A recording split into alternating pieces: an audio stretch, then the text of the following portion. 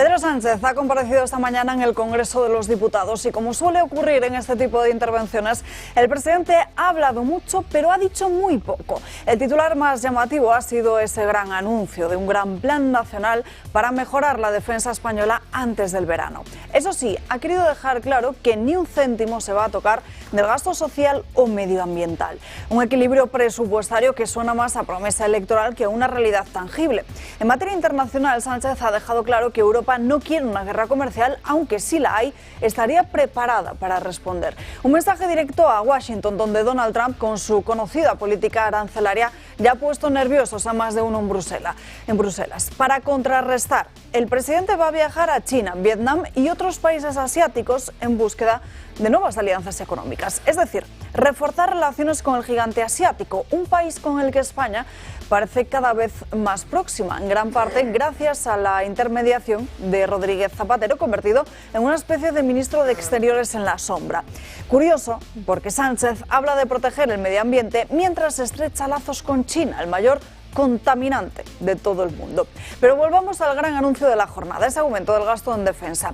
Lo defiende el mismo Sánchez, que consideraba en el pasado innecesario ese Ministerio de Defensa. Ahora las exigencias de Bruselas le obligan a cambiar de criterio, pero hay muchas preguntas. ¿Cuánto se va a invertir? ¿En qué? ¿De dónde va a salir el dinero? ¿Si con más impuestos? ¿Si emitiendo más deuda? Cuestiones que, por supuesto, siguen hasta ahora sin respuesta. Sánchez sabe que la decisión no depende solo de él. Sus socios de gobierno, tradicionalmente muy reacios a este gasto militar, no parecen muy entusiasmados con la idea. Y hablando de obligaciones, el gobierno sigue sin presentar los presupuestos generales del Estado para este 2025. Moncloa alega que no quiere, atención, hacer perder el tiempo a nadie, que sin apoyos parlamentarios no tiene sentido presentarlos. Un argumento que ignora un pequeño detalle: la Constitución obliga al Ejecutivo a hacerlo. Pero ya se sabe que este gobierno interpreta la legalidad a conveniencia.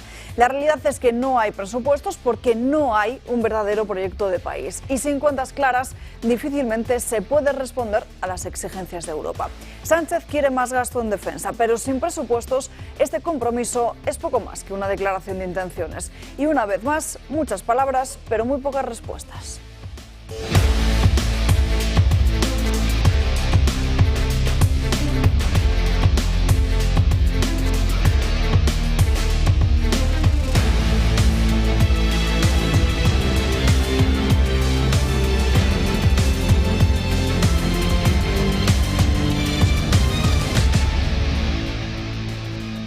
Muy buenos días, hoy es 26 de marzo, miércoles, aquí en Dando Caña, con muchísimos asuntos encima de la mesa. Recordamos que en el santoral del día de hoy celebramos San Braulio de Zaragoza.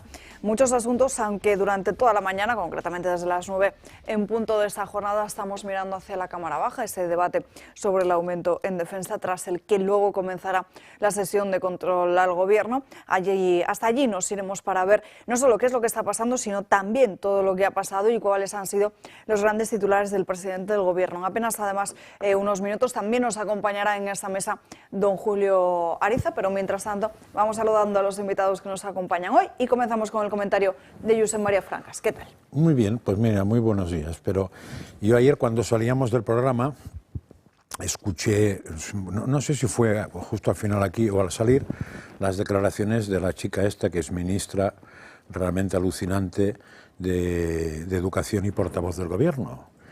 Y dijo una cosa que yo había visto ataques furibundos a la democracia, pero tan bestia no.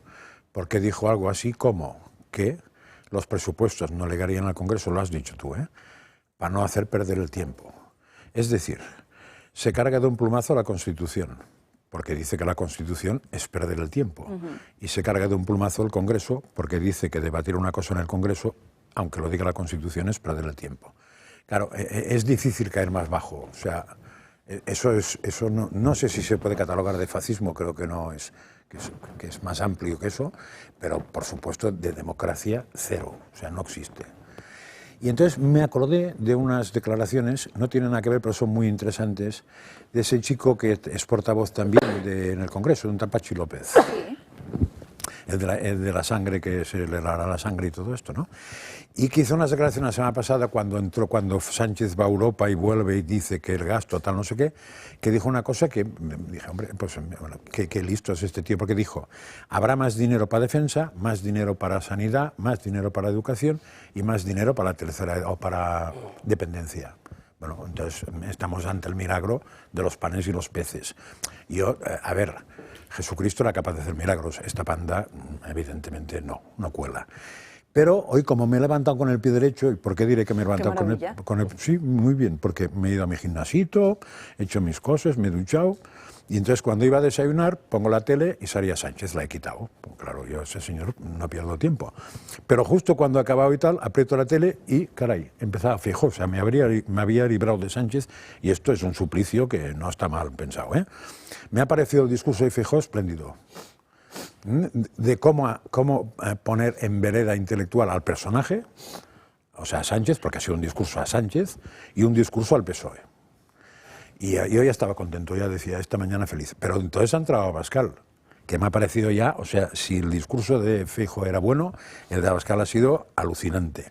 Sí que es verdad que no iba a la persona, sino que iba mucho más a las políticas. Y entonces ha hecho un repaso. Os lo digo porque vale la pena que el que no los haya escuchado, escuche los dos. No uno, no, los dos. El de Sánchez no, los dos. Tranquilamente, y que los medite porque son muy buenos usos. Y Abascal lo que ha hecho es explicar cómo nos están destrozando normalmente el PSOE de Sánchez, pero también con cooperación con el PP muchas veces.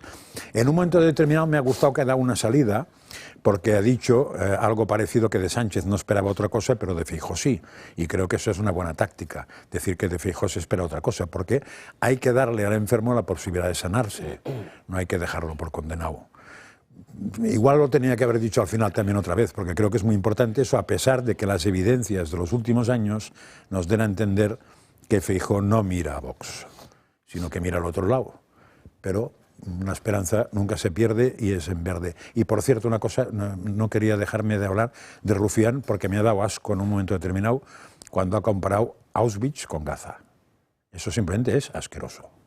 Enseguida les vamos a mostrar, no los discursos íntegros, pero sí parte tanto de Alberto Núñez Feijóo como de Santiago Abascal. Pero antes saludamos al resto de invitados en esta mañana. Hola, Alba, Moreno, ¿qué tal? Isaac Parejo, un placer volver a tenerte por aquí, ¿eh? ¿Qué tal? Buenos días.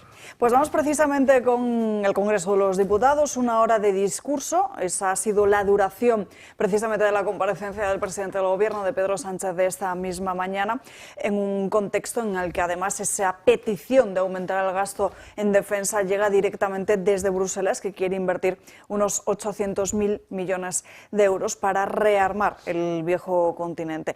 Poco ha dicho Sánchez esta misma mañana, ha asegurado que quiere poner en marcha este plan antes del verano, y el resto de su comparecencia ha sido pues una retahíla, una suma de los diferentes argumentos que hemos ido escuchando a lo largo de estas últimas semanas en boca de los diferentes dirigentes socialistas y los diferentes ministerios, como que no se va a tocar ni un céntimo de esas partidas sociales. Además, también el presidente ha vuelto a dejar muy claro otra cuestión que no gusta para nada en la Unión Europea, es decir, que se acepten las transferencias a fondo perdido con las que financiar precisamente ese incremento de gasto militar.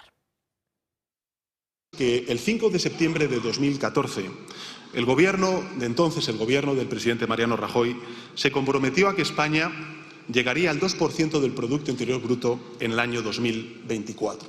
Ahora nuestros aliados nos piden que cumplamos con este compromiso. Y lo vamos a hacer. Este esfuerzo adicional de seguridad no se hará en detrimento de nuestro estado del bienestar. Lo que debemos hacer es crear el ejército europeo, unas fuerzas armadas comunitarias, integradas por 27 países, para guiarla con la misma bandera y con los mismos intereses. No vamos a atacar a ningún territorio, pero vamos a defender nuestro modelo de vida. Ya les anticipo que antes de verano el Gobierno pondrá en marcha un gran plan nacional para el desarrollo e impulso de la tecnología y la industria de la seguridad y la defensa españolas. Bueno, sabemos la fecha, lo que desconocemos por el momento es cómo, cuánto y en qué se va a producir este gasto en defensa, que es algo que precisamente le ha reprochado el líder del Partido Popular, Alberto Núñez Feijóo. Mire, usted no puede marcharse hoy de aquí antes de aclarar si va a aprobar los presupuestos. Este es el primer punto de cualquier plan de defensa.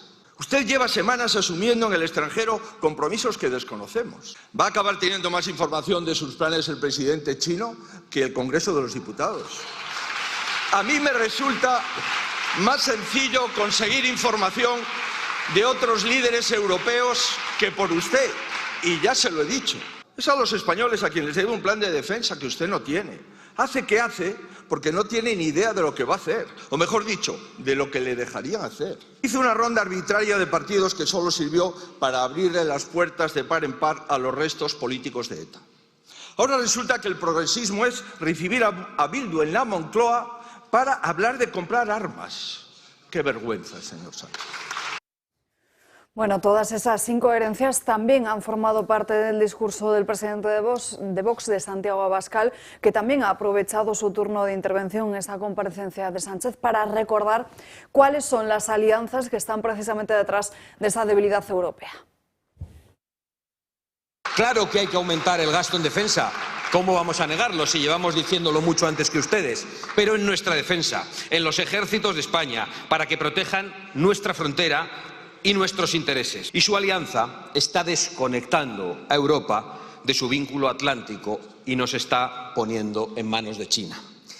Esta alianza nefasta, señor Feijóo y señor Sánchez, nos ha hecho más débiles, más pobres y menos libres. El caso es que ya no se ríe nadie, por lo que parece, pero ahora se rasgan las vestiduras progres y se disfrazan todos ustedes de ardor guerrero. Qué poco les pega.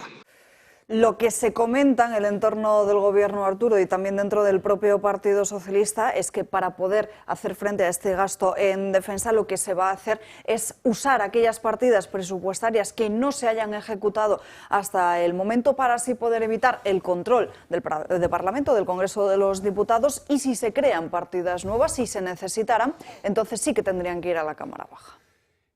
Hombre, vamos, estoy absolutamente seguro que van a hacer eso. Es decir, no va a haber presupuestos, no va a haber petición de un crédito extraordinario en el Parlamento, con unas políticas de defensa concreta en consonancia con la aspiración europea, ni se va a pedir un determinado, es decir, lo que van a hacer es hacer unas transferencias de distintas partidas que a lo mejor no se han utilizado y con eso asumir el gasto de defensa. Desde luego, nuevamente Sánchez va a burlar al Parlamento, es decir, va a actuar en contra de la legitimidad parlamentaria y un poco con la idea del poder que él tiene, que es la supeditación del legislativo y el judicial, la idea totalitaria, por supuesto, al Ejecutivo, ¿no?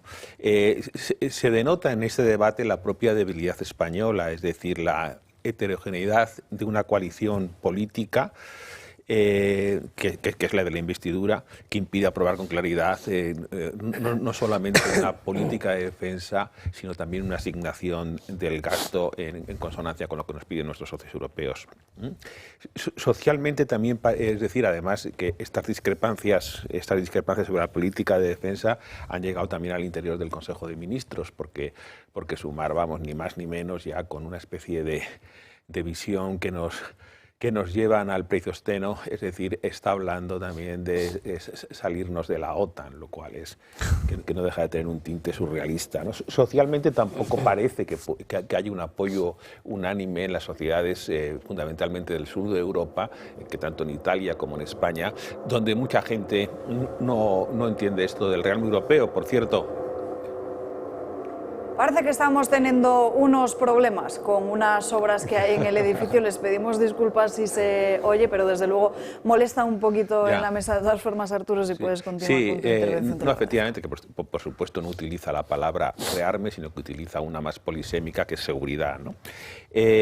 Socialmente tampoco decía que hay un apoyo a este rearme europeo, porque la gente, y sobre todo la gente joven, posiblemente está más preocupados por los salarios bajos, por la vivienda, por la inflación, por el coste de la vida, por la inmigración, que por este tema, ¿no?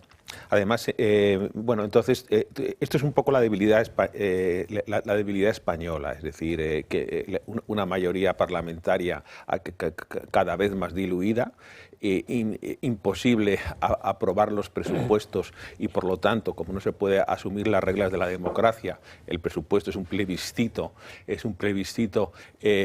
donde se impugna o se ratifica una encomienda, la encomienda de las urnas, ¿no? Y todo esto, indudablemente, ese señor, esta irregularidad, esta impunidad con la que actúa, no le permite...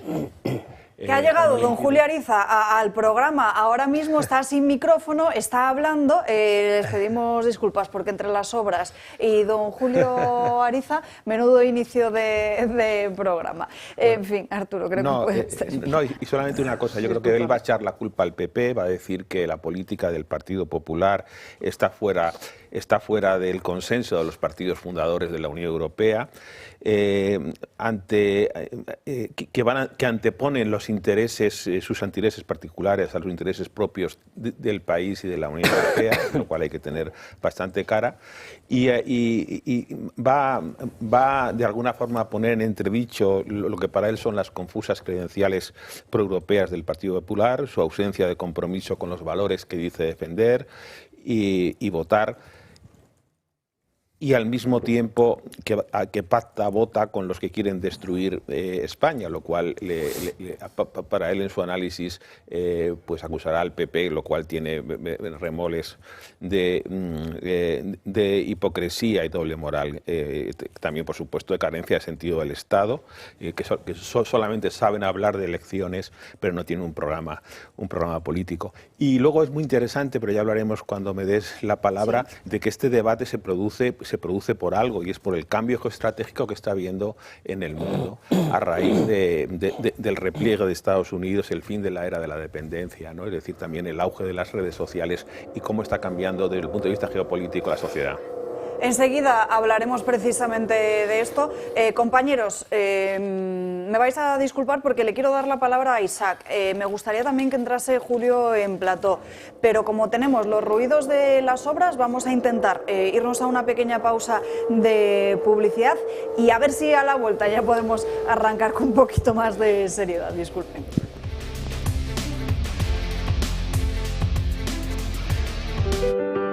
7 millones de personas viven en nuestro país con artrosis, una enfermedad degenerativa que va desgastando el cartílago de las articulaciones, produciendo dolor e inflamación. Aunque es una patología que no tiene cura, existen 3 tratamientos muy novedosos para tratar sobre todo el dolor que es tan incapacitante. Uno de ellos son los guantes de Relax Quanti Nanotex. En sesiones de 20 minutos ofrecen los tratamientos más innovadores recomendados por los reumatólogos para las personas con artrosis de manos sin tener que moveros de casa. Para los que lo tenéis localizada en la rodilla, la solución es la rodillera, que utiliza ondas de radiofrecuencia que genera el calor y disminuye el dolor, permitiendo recuperar la movilidad. Y por último, este cinturón para aliviar el dolor en la zona dorsal y lumbar, gracias a una combinación de láser dual, infrarrojos, calor local y masaje por vibración. No lo dudes, llama al 900-730-122 y di adiós al dolor de manos, rodilla y ahora también de la zona lumbar.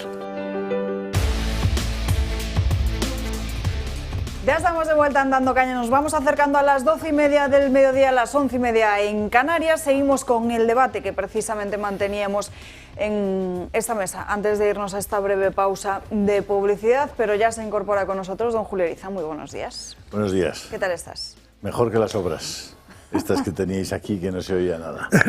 Madre mía, a ver si paran. ¿Has podido seguir el Congreso esta mañana? He seguido la intervención de Santiago Abascal, porque iba en un tren y era muy complicado. Él se iba cortando. La intervención de Abascal ha sido completa, desde el punto de vista del fondo y de la forma. Ha tocado los temas que se podían tocar y lo ha hecho con mucha precisión y con mucha seriedad. Y muy exquisito en las formas, o sea que me ha gustado mucho. Isaac, ¿tú cómo lo has visto? Bueno, a ver, yo quería decir varias cosas. Lo primero... ¿Qué pasa?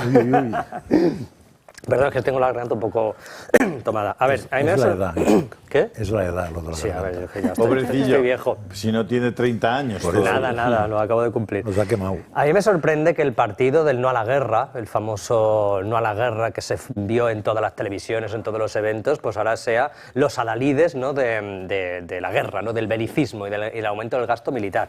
Por otra parte, Feijóo dice que no sabe los acuerdos a los que se está llegando el gobierno en Europa y en distintas instituciones, etcétera. Esto lo ha dicho Feijóo, ¿no? Dice, no sabemos a qué acuerdos se está llegando. Bueno, pues no tiene más que preguntarle a Ursula von der Leyen, que es con quien está llegando los acuerdos Sánchez, ¿no?, que es su jefa, comparten jefa, es la señora que está organizando todo ese famoso rearme de mierda, porque eso no vale para nada y todo el mundo sabe que es una forma más de trincar Caca dinero. con M, vamos a decir. ¿El qué? Caca con M. De mierda, ya está, las cosas como son. No Porque le el otro día provoques, vi una noticia en El Mundo, bueno, en varios diarios, de que Europa se estaba preparando para la guerra, que pedían a la gente que acumularan víveres, bueno, lo de siempre, ¿no?, la misma historia de asustaviejas que hicieron con el COVID. Y hay una cosa que me sorprende más todavía, y es que la Comisión Europea dice que va a tardar 5 años Europa en rearmarse para la guerra, para esa supuesta amenaza rusa, ¿no? Pero claro, yo me preguntándome, hombre, a ver, acabas de decirle al enemigo que vas a tardar 5 años en estar listo. O sea... Y a los tuyos que se compren un camping gas y unas latitas para 3 días. Sí, una lata de Dice, a atún. ver, si hay una guerra es nuclear, porque no puede ser de otra manera. Y cuando te meten una bomba nuclear, los 3 días me parecen poco, ¿eh? No, pero- yo cogería para varios meses. Pero vamos a ver, es que es como si le digo, oye, hay un tío que me quiere pegar una paliza, y le digo, oye, no, mira, espérate porque es que me voy a ir al gimnasio un año y después ya si quieres nos peleamos. Pues digo, vamos, yo soy Putin y directamente ya me pongo a invadir países y me estás diciendo que vas a tardar 5 años en rearmarte, que ahora mismo eres un mierdecilla que no tienes ni una pistola. Pues coño, pues entonces ya te invado, ¿no? En fin, eso es un cuento chino que no, nunca mejor dicho, para trincar dinero, como hicieron con las mascarillas y como hacen con todo. Y hay otra cosa que yo no sé si la gente se acuerda, porque claro, la que está capitaneando todo este supuesto rearme es una señora llamada Ursula von der Leyen, ¿no? Sí. Y no sé si la gente se acuerda que hace unos años, hace como unos 10 años, hubo un escándalo en Alemania por un supuesto tráfico de armas, una compra de fusiles de asalto que eran defectuosos, etcétera, por el anterior ministro, y que se ocultó a los medios de comunicación. Imagino que sabe la gente quién era la ministra de Defensa en Alemania cuando ocurrió ese escándalo, que era Ursula von der Leyen. Pues esa señora es la misma que ahora va a capitanear ese supuesto rearme que quiere 800.000 millones de todos los europeos para crear un ejército que no vale para una mierda. O sea, ese ejército, ya los países soberanos supuestamente tienen ya sus ejércitos. Yo estoy de acuerdo con lo que ha dicho Santiago Abascal de que hay que aumentar el gasto en defensa, porque, en fin, nosotros tenemos otras hostilidades en el sur de España que creo que son más urgentes de atajar más que una amenaza rusa a la que hemos dado 5 años de ventaja, ¿no? Sí, hombre, el gasto en defensa yo creo que hay que aumentarlo, pero ya, porque hay 65.000 guardias civiles que cobran un 30% menos que los mozos de escuadra y los ertzainas. Entonces, ese incremento del 30% en los salarios de los guardias civiles y todo el dinero que hay que invertir para que los cuarteles de la Guardia Civil sean lugares dignos y no auténtica escoria en muchos casos, auténtica basura, con hasta ratas en algunos de ellos, y puedo decir datos concretos que mientras los mozos de escuadra o la China tienen unas instalaciones absolutamente modernas, magníficas, limpísimas, en lugares céntricos de las ciudades, con unas dotaciones de vehículos fantásticos también, de primer, vamos, vehículos de muchísima calidad y con mucha potencia, impecables. Claro, es decir, tenemos dinero para gastar en defensa, claro, y luego habrá que también gastar en defensa para poder defendernos de los 3.000 tíos que nos entran cada día por el mar, y tendremos que gastar mucho más en defensa para la propia seguridad interior, que es una de las labores que puede hacer el ejército y que de hecho en muchos países europeos realiza tareas de seguridad interior, como es el caso de Italia, es el caso de Francia. Es decir, que sí, que podemos gastar mucho más, claro que sí. Hay que pagar mejor a la Policía Nacional, hay que pagar mejor e igualar los salarios de todas las plantillas, de todas las policías y la Guardia Civil en España. ¿Qué quieres que os diga? Y por supuesto hay que mejorar las instalaciones de la Guardia Civil y de la Policía Nacional, que en muchos casos son penosas, y no sé cómo no les da vergüenza a los distintos ministros del Interior, cómo no les da vergüenza mantener a sus policías y a su Guardia Civil en esas condiciones. Es lamentable. Y que nos están hablando de gastar en defensa, Pero si no tenemos para comer, hombre. Y Julio, y completar plantillas, porque para la Policía Nacional hace tiempo que está incompleta, etcétera, y no iría mal que tuvieran algún dinero para alguna lancha seria en vez de Zodiacs cuando intentan paralizar a la droga que entra por el sur de España. Mira, por poner pasaba por delante de un restaurante y había un rótulo luminoso que me hizo muchísima gracia, decía: el amor puede esperar, el hambre no.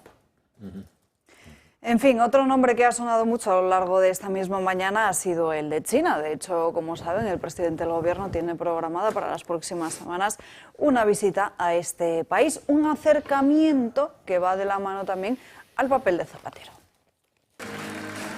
Hay una figura socialista que, además de su anterior cargo como presidente del Gobierno, se ha convertido en un ministro de Exteriores encubierto. José Luis Rodríguez Zapatero es el encargado de adornar con flores la alfombra roja por la que pisa Pedro Sánchez. El expresidente ha viajado a China en reiteradas ocasiones, tanto en visitas oficiales como por intereses personales. Ha sido el presidente del Gobierno que más viajes ha realizado. Felipe González fue el primero en 1985 e hizo uno más en el 93. Aznar realizó un único viaje a principios del siglo XXI. Rodríguez Zapatero visitó China hasta en 4 ocasiones, en el 2005, 2008, 2010 y 2011.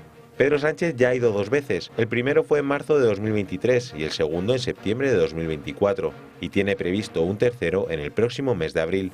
En menos de 10 meses, 2 visitas. ¿Qué tendrá Pekín? Zapatero hace de avanzadilla para cerrar acuerdos e inversiones en áreas estratégicas. Es común verle por allí reunido con miembros del gobierno chino.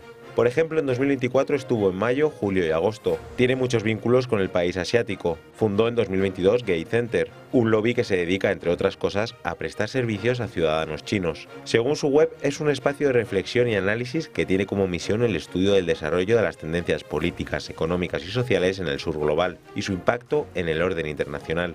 Además, destacan las conexiones de Zapatero con la empresa china Huawei y también de su entorno. La agencia de sus hijas fue contratada por la compañía. Y resalta el vínculo con Fang Yondu, inversor clave de Gate Center y persona que ha sido investigada por el CNI por presuntos vínculos con los servicios de espionaje del régimen chino, y que también trabajó como asesor del principal ejecutivo de Huawei en España. Juega también un papel importante dentro del Grupo de Puebla, el foro izquierdista de Latinoamérica. El lazo más estrecho lo tiene con Nicolás Maduro. El expresidente ha tendido puentes para que Sánchez se acercara a los Kirchner, a López Obrador o Lula da Silva.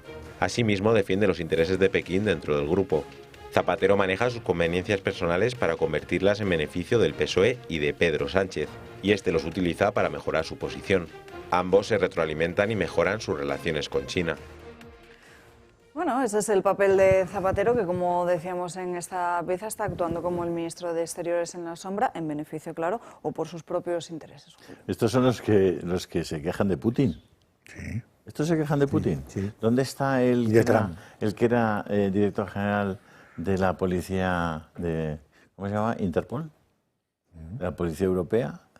Europol, que fue detenido en China y no se supo ya más de él. ¿Dónde está ese señor?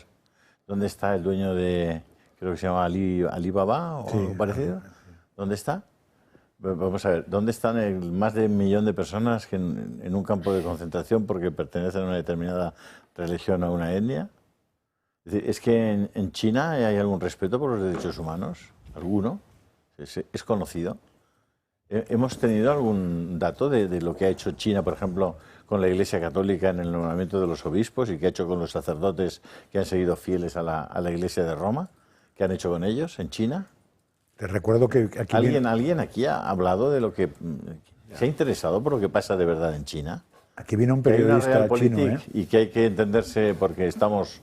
Oye, porque al final existimos todos, sí, pero bueno, no juzgues de distinta manera ni con distintos raseros a unos países y a otros. ¿Te acuerdas cuando vino Yuan Li, ese periodista chino que explicó las exposiciones que se hacían en China de dónde venían los cuerpos que parecían que no eran cuerpos, pero sí eran cuerpos? Pues es bueno rescatar a este hombre si es que está vivo. Está vivo Yuan Li, yo he tenido alguna noticia suya muy recientemente. Sí, yo le mando WhatsApp de vez en cuando, pero siempre que no me contesta. Sí. Bueno, vamos a ver, Zapatero se está revelando como un hombre ya de hace mucho tiempo, un hombre mefistofélico, ¿no? Es decir, una persona sin yo diría sin cimientos morales de ningún tipo, un hombre que ya demostró cuando llegó a presidente del gobierno su revanchismo, su negación de la transición española, el pacto por la convivencia y para borrar con eterno olvido lo ocurrido anteriormente, ¿no? Yo creo que es un hombre que parece un quinto columnista, ¿no? Parece un hombre entregado a perjudicar a la nación española y a su régimen, a su régimen político, ¿no? Ya digo, es un político revanchista y con una memoria absolutamente selectiva, es decir, para él que todo es la guerra civil, que hay muy poca gente que le interese esto, salvo a ellos, que son los que han resucitado otra vez el fantasma de la guerra civil, las trincheras, las tumbas, etcétera, y sin embargo no se acuerdan de los crímenes de ETA. No solamente no se acuerdan, sino que gobiernan con los legatarios, con los depositarios de todo lo que ha sido el ETA a lo largo de su historia, que es Bildu, ¿no? El Grupo de Puebla, pues mire, de los pocos miembros del Grupo de Puebla que no han condenado el pucherazo hasta Gustavo Petro, de ocurrido en Venezuela, ha sido Zapatero, ¿no? El señor Zapatero es un señor que está haciendo negocios con una narcodictadura, que tiene a sus hijas allí permanentemente con contratos relativos a la política de comunicación del gobierno criminal de Maduro. Pero ¿cómo se puede dar un consejo sobre nada un señor que está intentando blanquear un régimen absolutamente corrupto, que ha mandado al exilio a millones de venezolanos, que les ha desposeído de sus patrimonios, que en las cárceles han muerto niños, han muerto mujeres y hombres simplemente por defender una idea de la libertad? Es decir, ¿cómo se puede estar que defender y practicar una postura equidistante entre lo que es el sistema democrático occidental, lo que son las democracias, y lo que es el régimen dictatorial y asesino del señor, por decir algo, de Maduro, ¿no? Entonces, y luego China, ¿no? Lo de China ya también clama al cielo.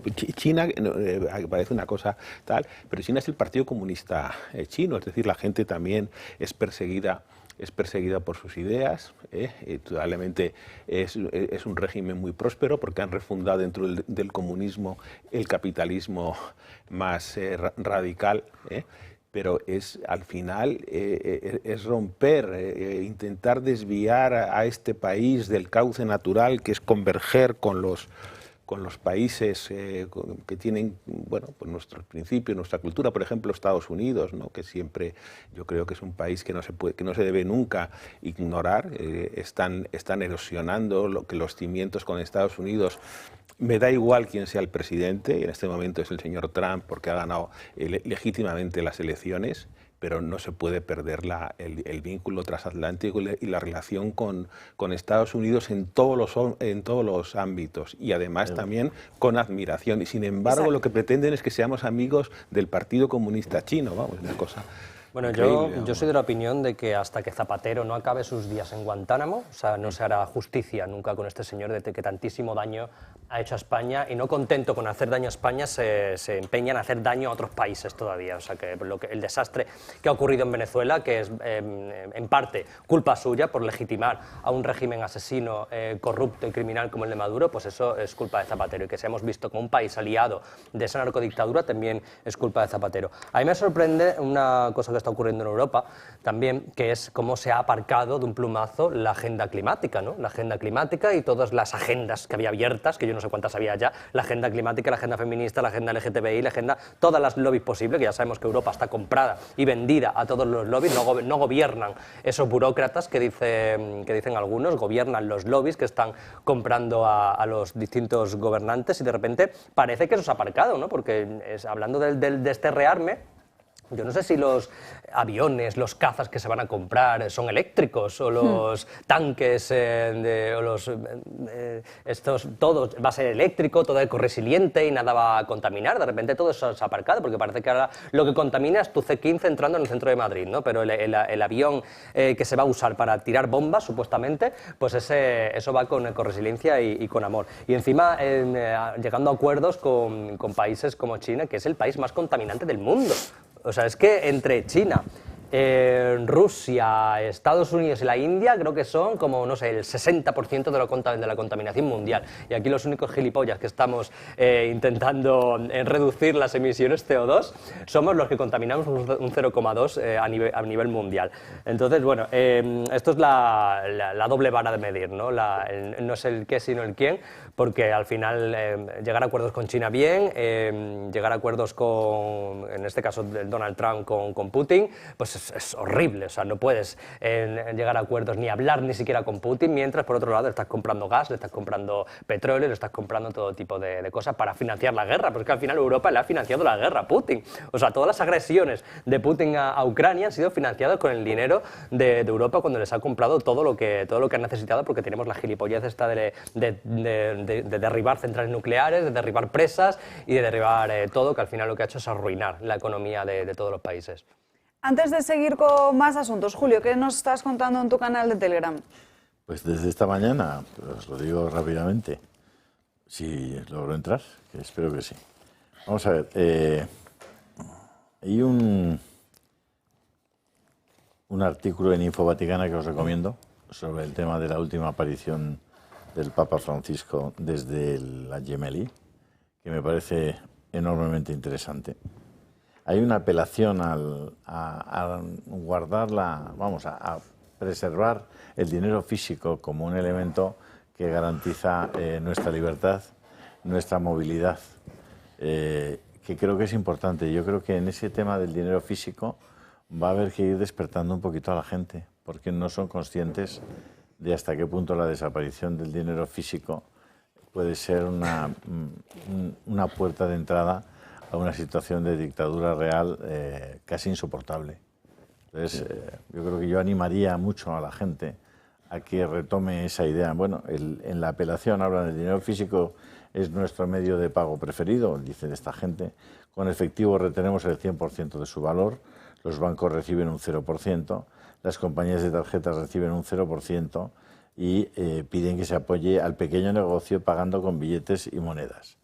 Es verdad que si haces las cuentas te enteras de que una parte del valor de nuestras compras se va directamente a unas compañías enormes de las que no conocemos casi nada, pero que cada vez que nosotros efectuamos cualquier pago con una tarjeta de crédito o cualquier otro elemento digital o no físico, efectivamente una parte de ese dinero no va a quien le estamos pagando, sino que va a alguien que no conocemos y que además suele estar muy lejos. Yo animo a la gente a que recupere esa relación con el dinero físico, porque eso nos va a permitir conservar niveles de libertad mayores.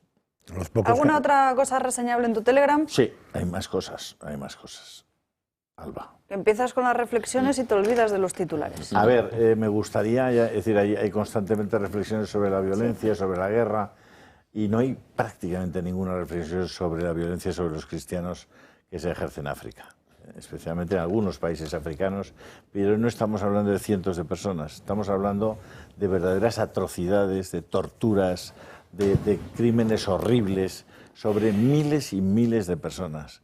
Es decir, yo comprendo que se hable mucho de Gaza y se hable mucho de Israel y se hable mucho de Ucrania y tal. Estamos hablando de que está habiendo un genocidio auténtico sobre niños, mujeres, hombres, en muchas partes de África. Y hay un silencio abominable sobre eso.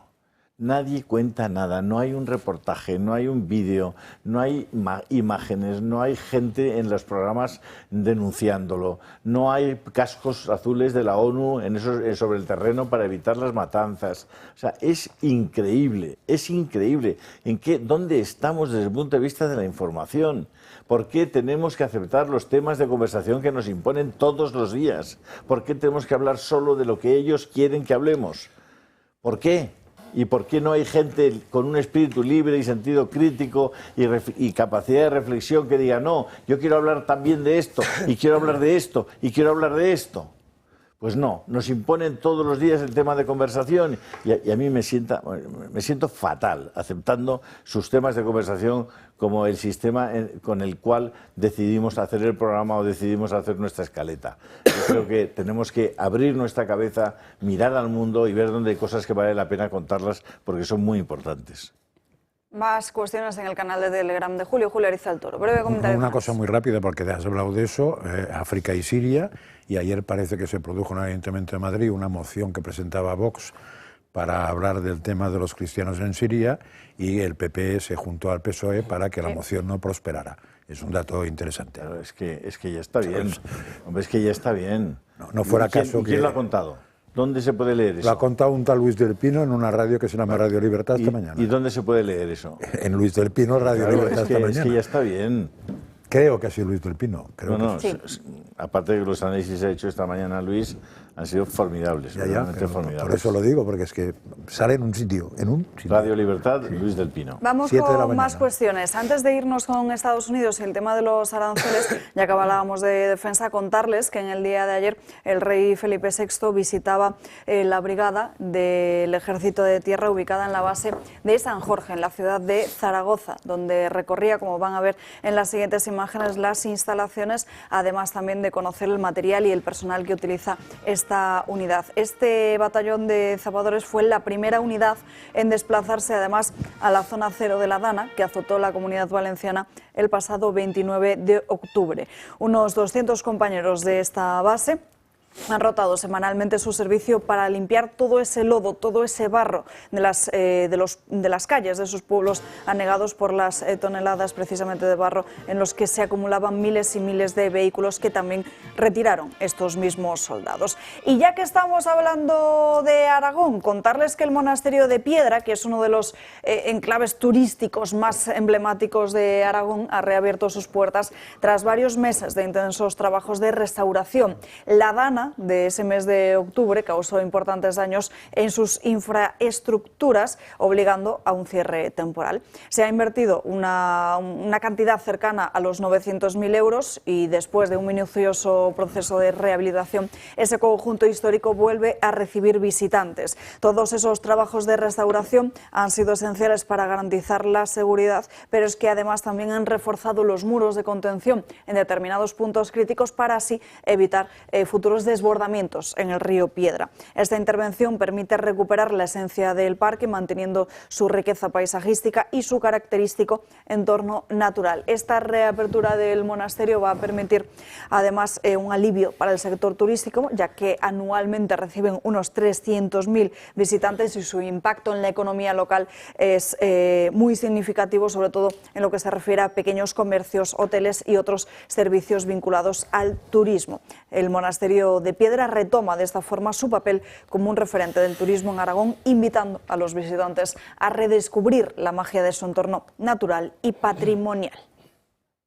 Vamos ya con más asuntos. Hablamos de Estados Unidos y de Donald Trump, porque en el día de ayer precisamente debatíamos sobre esos aranceles que imponía a todos aquellos, que iba a imponer a todos aquellos que comprasen gas o petróleo a Venezuela. Cualquier país que compre en Venezuela petróleo o gas se enfrentará a aranceles del 25%. Así lo ha anunciado Donald Trump, sin especificar si estos aranceles afectarán a todas las exportaciones del país comprador a Estados Unidos, ni si tendrá carácter retroactivo. Esta imposición, bajo el nombre de arancel secundario, afecta a España, ya que según la Corporación de Reservas Estratégicas de Productos Petrolíferos, nuestro país es cliente de Venezuela. Importó más de 3 millones de toneladas de petróleo en 2024. Una cifra que supera el 110% de la cantidad importada en 2023. El anuncio llega por un comunicado a través de la red social del presidente. El presidente Donald Trump anunció hoy que los Estados Unidos de América impondrán lo que se conoce como un arancel secundario sobre el país de Venezuela, por numerosas razones, incluyendo el hecho de que Venezuela ha enviado, a propósito y con engaños, a los Estados Unidos, de forma encubierta, a decenas de miles de criminales de alto nivel y de otro tipo. Muchos de ellos son asesinos y personas de naturaleza muy violenta.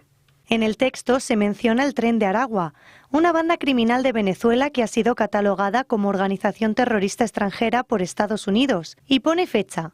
Los aranceles se aplicarán en una semana, el 2 de abril. Desde el Gobierno garantizan que habrá una respuesta por parte de España. Si esos aranceles, lógicamente, afectan directamente al sector, a los sectores productivos de nuestro país, a los productos, lógicamente, no solamente también españoles y europeos, como ya ha sucedido en el caso del acero y el aluminio, Europa, lógicamente, trasladará, y España trasladará, por supuesto, una respuesta contundente en defensa, por supuesto, al producto, a los productos españoles y, por tanto, a los productores españoles.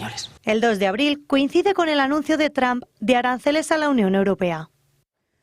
Pero no solo a la Unión Europea, también, Marién Vallejo, muy buenas tardes, a todos los barcos de China. Sí, así es, Alba. Si ayer les contamos en este programa el nuevo arancel de Donald Trump a esos países que compren petróleo a Venezuela, hoy les traemos otro distinto y esta vez centrado en China. La nueva propuesta de Trump es imponer fuertes aranceles a los barcos construidos en China que atraquen en los puertos del país estadounidense.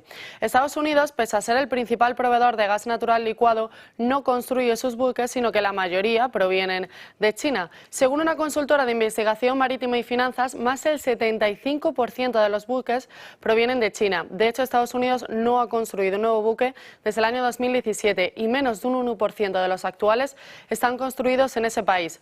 Eso tiene como objetivo frenar el dominio del país chino en la industria naval global. ¿Y qué consecuencias tiene esta medida a nivel global? Pues en primer lugar, como decimos, más del 80% de los portacontenedores que atracan en Estados Unidos van a ser sancionados, lo que elevaría los costes del transporte marítimo. Desviaría además las rutas hacia puertos en México y Canadá y va a encarecer los productos de cara al resto de países. Además, asestaría un golpe a los pequeños puertos estadounidenses al quedar excluidos de muchas rutas internacionales. Muchos expertos ante esta nueva medida hablan ya de un auténtitico colapso del comercio internacional. Gracias, Marién. Esto es importantísimo, Arturo, porque estamos hablando precisamente, lo decía Marién, casi un 75% exactamente de esos portacontenedores que atracan en Estados Unidos serían sancionados. Y no solo eso, sino que se exige a que todas las navieras no solo vayan en un barco con bandera, sino también con tripulación y construcción estadounidense, algo que no sé si es realista en el corto y medio plazo. Bueno, vamos a ver, yo creo que Trump, nos puede gustar o no, cada uno puede tener su opinión, pero está cumpliendo lo que dijo en la campaña electoral y por lo que le votaron, ¿no? Es decir, el American First, hay que tener cuidado que no se le vaya la mano y que sea American Alone o American Only, ¿no? Es decir, que vamos a ver que esto responde indudablemente pues a un cierto nacionalismo político y económico que bueno y que se corresponde con lo que él prometió en campaña electoral. Dos apuntes antes, cuando hablabais del petróleo, es decir, es plenamente coherente con la política exterior española y con los intereses del señor Zapatero y el señor Sánchez que le compremos el petróleo a Venezuela, aunque sea una narcodictadura y esté aplastando cualquier brote de libertad y de progreso en Venezuela. Es que es coherente. Es coherente también que compremos a Rusia, hayamos estado comprando durante el embargo, hayamos aumentado también la política de compras de petróleo y de gas. Vamos a ver, he leído sobre aranceles y hay una cosa en la que Trump puede tener razón. Por ejemplo, si se quiere, vamos a ver, Estados Unidos no puede dejar de fabricar acero. Imagínense que hay una guerra o hay lo que sea, es decir, no puede dejar de tener una reserva estratégica en algunos bienes como son el acero, como son el aluminio o como son los medicamentos, prácticamente ningún medicamento ya se produce en Estados Unidos, ¿no? Yo creo que la política de aranceles de Trump se ha mitigado y que el día 2, que le llaman el día que lo han bautizado como en fuentes republicanas como el Día de la Liberación, yo creo que la política arancelaria de Trump se ha mitigado mucho por la respuesta de los mercados financieros, por la respuesta de Wall Street, ¿no? Que de alguna forma que piensa que sería mala para la economía. Yo creo que hay que partir de la idea de que Estados Unidos tiene un déficit comercial de 1.200.000 millones de dólares. Es decir, esto es una cantidad importantísima. El 41% de este déficit comercial, que básicamente lo absorbe México, Canadá y el otro país que también, y China, ¿no? Entonces, bueno, pues se trata en base a este diseño, él lo que está intentando es traer producción, traer inversión a Estados Unidos y además también de alguna forma los que no se podía fabricar antes en Estados Unidos, esa producción que estaba decaída, reactivarla por el tema de que se pueda producir porque sean más competitivos a través de los aranceles, ¿no? Bueno, que vamos a ver qué pasa. En cualquier caso, yo tengo la sensación de que la política, que va a haber aranceles recíprocos, que desde luego China se quede con el 20% en la venta de todos sus productos de arancel. Lo de México y Canadá no está tan claro porque está en suspenso y no se sabe si el día 2 de abril va a adoptar una postura de subida de aranceles a estos dos países. Pero en cualquier caso creo que ha caído, que Trump también, vamos, sus asesores económicos la habrán convencido en el ámbito de la realidad, y yo creo que por supuesto va a haber aranceles, eso forma parte de su programa político, pero que también van a ser más selectivos y van a ser sobre todo eso que se llama aranceles recíprocos, ¿no? Por este otro lado, Isaac, y luego Francas.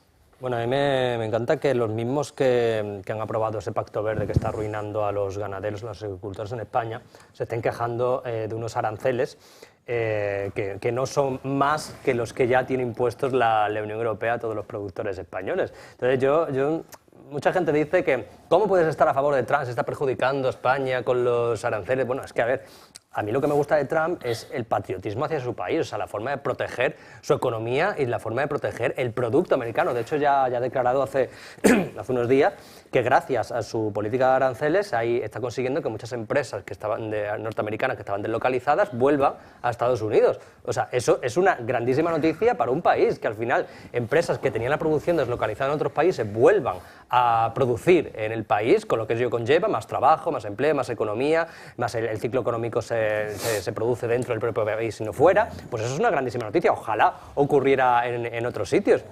Entonces, claro, que nos perjudica a España. Bueno, pues si Trump ha dicho que si le compras petróleo a Venezuela te van a poner un arancel, muy fácil, no le compres petróleo a Venezuela, ya está, y verás cómo no te tienen que poner un arancel. Lo que pasa es que, claro, si el Partido Socialista y sus negociadores que tiene dentro les viene muy bien el tener sus negocietes en Venezuela, pues eso ya no es culpa de los españoles. Entonces, bueno, habrá que ver ahora cómo, dice que va a tardar una semana en aplicar estos aranceles, veremos a ver en qué se traducen, pero vamos, que ya os digo que no es más dramático que lo que ya tienen los agricultores y los productores españoles con todas las políticas verdes, ¿no?, de la Unión Europea.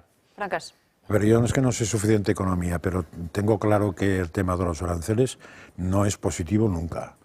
Excepcionalmente, supongo que cuando se persigue otra cosa, en el caso de Venezuela no creo que se persiga castigar el petróleo, sino que se persigue cambiar el gobierno de Venezuela o forzar a que haya un cambio. Entonces, pues puede ser una medida menos drástica esta que mandar 30.000 marines, ¿no? O sea, que eso lo puedo llegar a entender, pero no me gustan los aranceles ni interiores ni exteriores. Y ahí le doy la razón a Isaac, que claro, cuando le prohibimos a un cultivador español que haga no sé qué en su campo, que ahora ponga cebada, y lo obligas a poner maíz tostado verde y no sé qué, pues es un castigo igual. O sea, en el fondo son coacciones a la libertad, pero tampoco me gusta el dumping de los países, es decir, que sepamos que China, cada coche que vende al exterior, le pone un dinero para comerse el mercado norteamericano o europeo, tampoco parece que sea positivo, y eso de alguna manera habrá que contrarrestar. Me da la sensación de que estaríamos de acuerdo en el objetivo, pero no es el medio. El objetivo es soberanía de los países. Eso que fue tan fácil de hacer, es decir, aquí en España no fabricamos nada porque en China es más barato.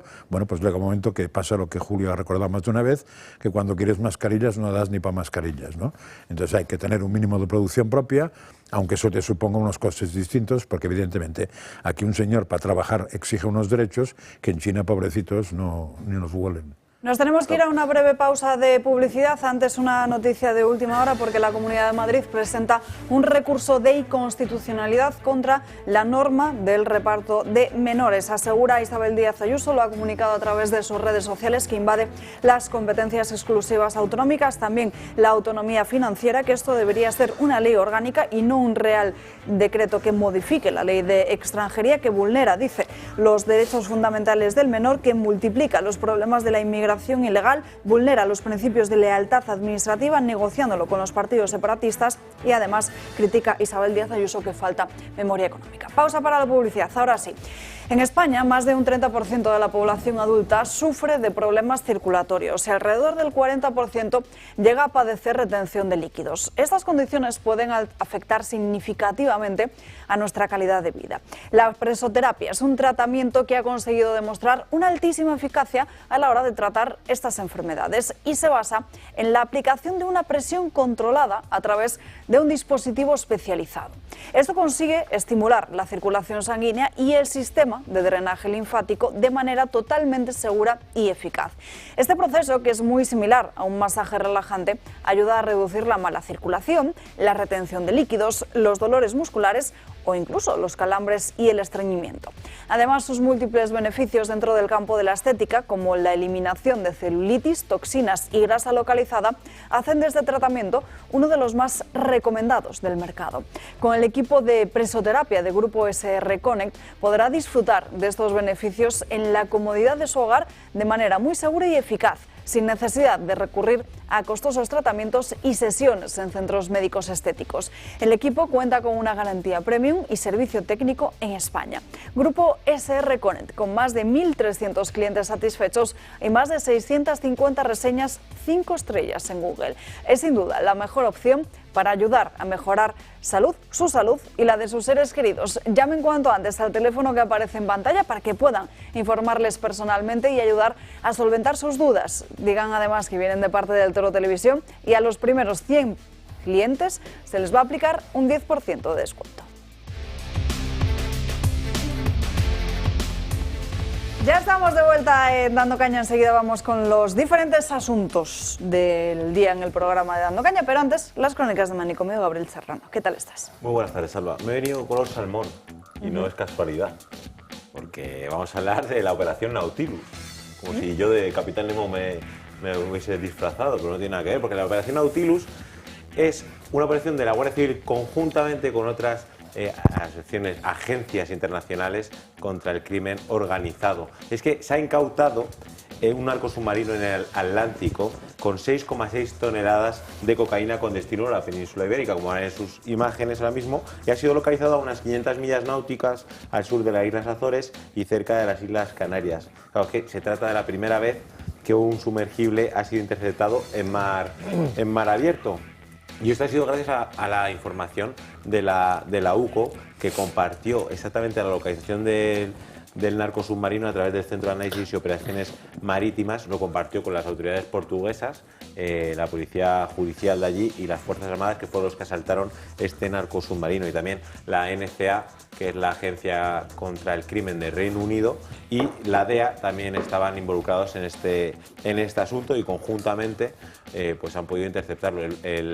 La lancha del narcosubmarino, salió desde Brasil con la intención de llegar pues a la península, y una vez aquí iba camino, según información de la Guardia Civil, que ellos piensan del río Guadalquivir, que es donde otros narcotraficantes les estaban esperando para sacar el alijo y poder llevarlo a diferentes zonas y repartirlo no solo en España sino también en Europa. Van a ver también unas imágenes, unas fotografías de cómo era el narcosubmarino por dentro y cómo se lo encontraron también los agentes. En total hay 5 detenidos, colombianos, portugueses, brasileños, y también ha habido un español que ha sido detenido de origen andaluz.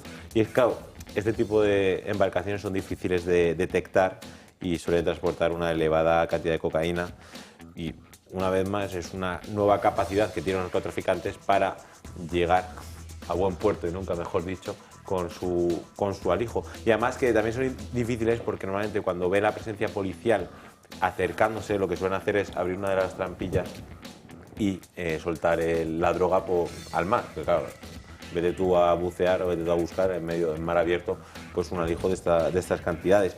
Y hemos estado denunciando mucho tiempo sobre cómo los narcotraficantes se han profesionalizado y tienen mucha más capacidad que la propia policía, la propia Guardia Civil, aquí en este caso en España, para pues, poder hacer el crimen y hacer más o menos lo que ellos se dedican, su trabajo, que es distribuir la droga en diferentes puntos de España. Pero es que recientemente se ha creado la unidad, que es una unidad especializada en esto, que es el Grupo Central Antidrogas de la Unidad Central Operativa, que es un equipo básicamente de inteligencia marina para poder hacer frente a este tipo de lanchas.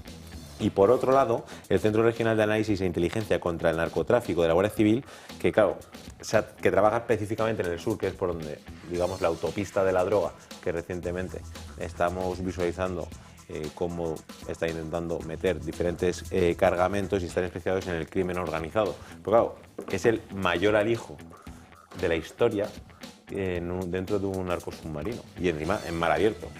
¿Qué cantidad habías comentado? 6,6 toneladas. 6,6 toneladas, es muchísimo. Los primeros envíos que hacía el chico este de Colombia, cuando llegaban al kilo la tonelada, y aplaudían con las orejas, fue el gran invento de los aviones pasando por Cuba y toda la historia. ¿Sabéis por qué viene la droga en tanta cantidad a España? Porque consume más que nadie y porque vende toda Europa. Porque la compran. Claro. Porque la consumen. ¿Habéis visto alguna campaña recientemente de alguno de los ministerios de esos inclusivos tan progresistas que esté explicando a los jóvenes qué pasa cuando consumes droga? Cuando consumes droga desde adolescente, desde joven, ¿qué pasa cuando consumes cocaína siendo adulto? ¿Habéis visto alguna campaña? ¿Habéis visto que hay algún tipo de medida para que la gente tenga dificultades para comprar la droga? No caigo. ¿No? Porque fumar mata, recordáis, ¿no? Sí. La última del gobierno es de marzo del 24. Bien, pues la cerveza también mata. En el país de Europa que más cocaína consume, en marzo del 24 se hizo una campaña que decía, bueno, intentan no consumir mucho. Algo parecido. Hombre, vamos a ver. Es un asunto que no se están tomando en serio. O sea, ahora se han tomado en serio lo de la cerveza y el vino.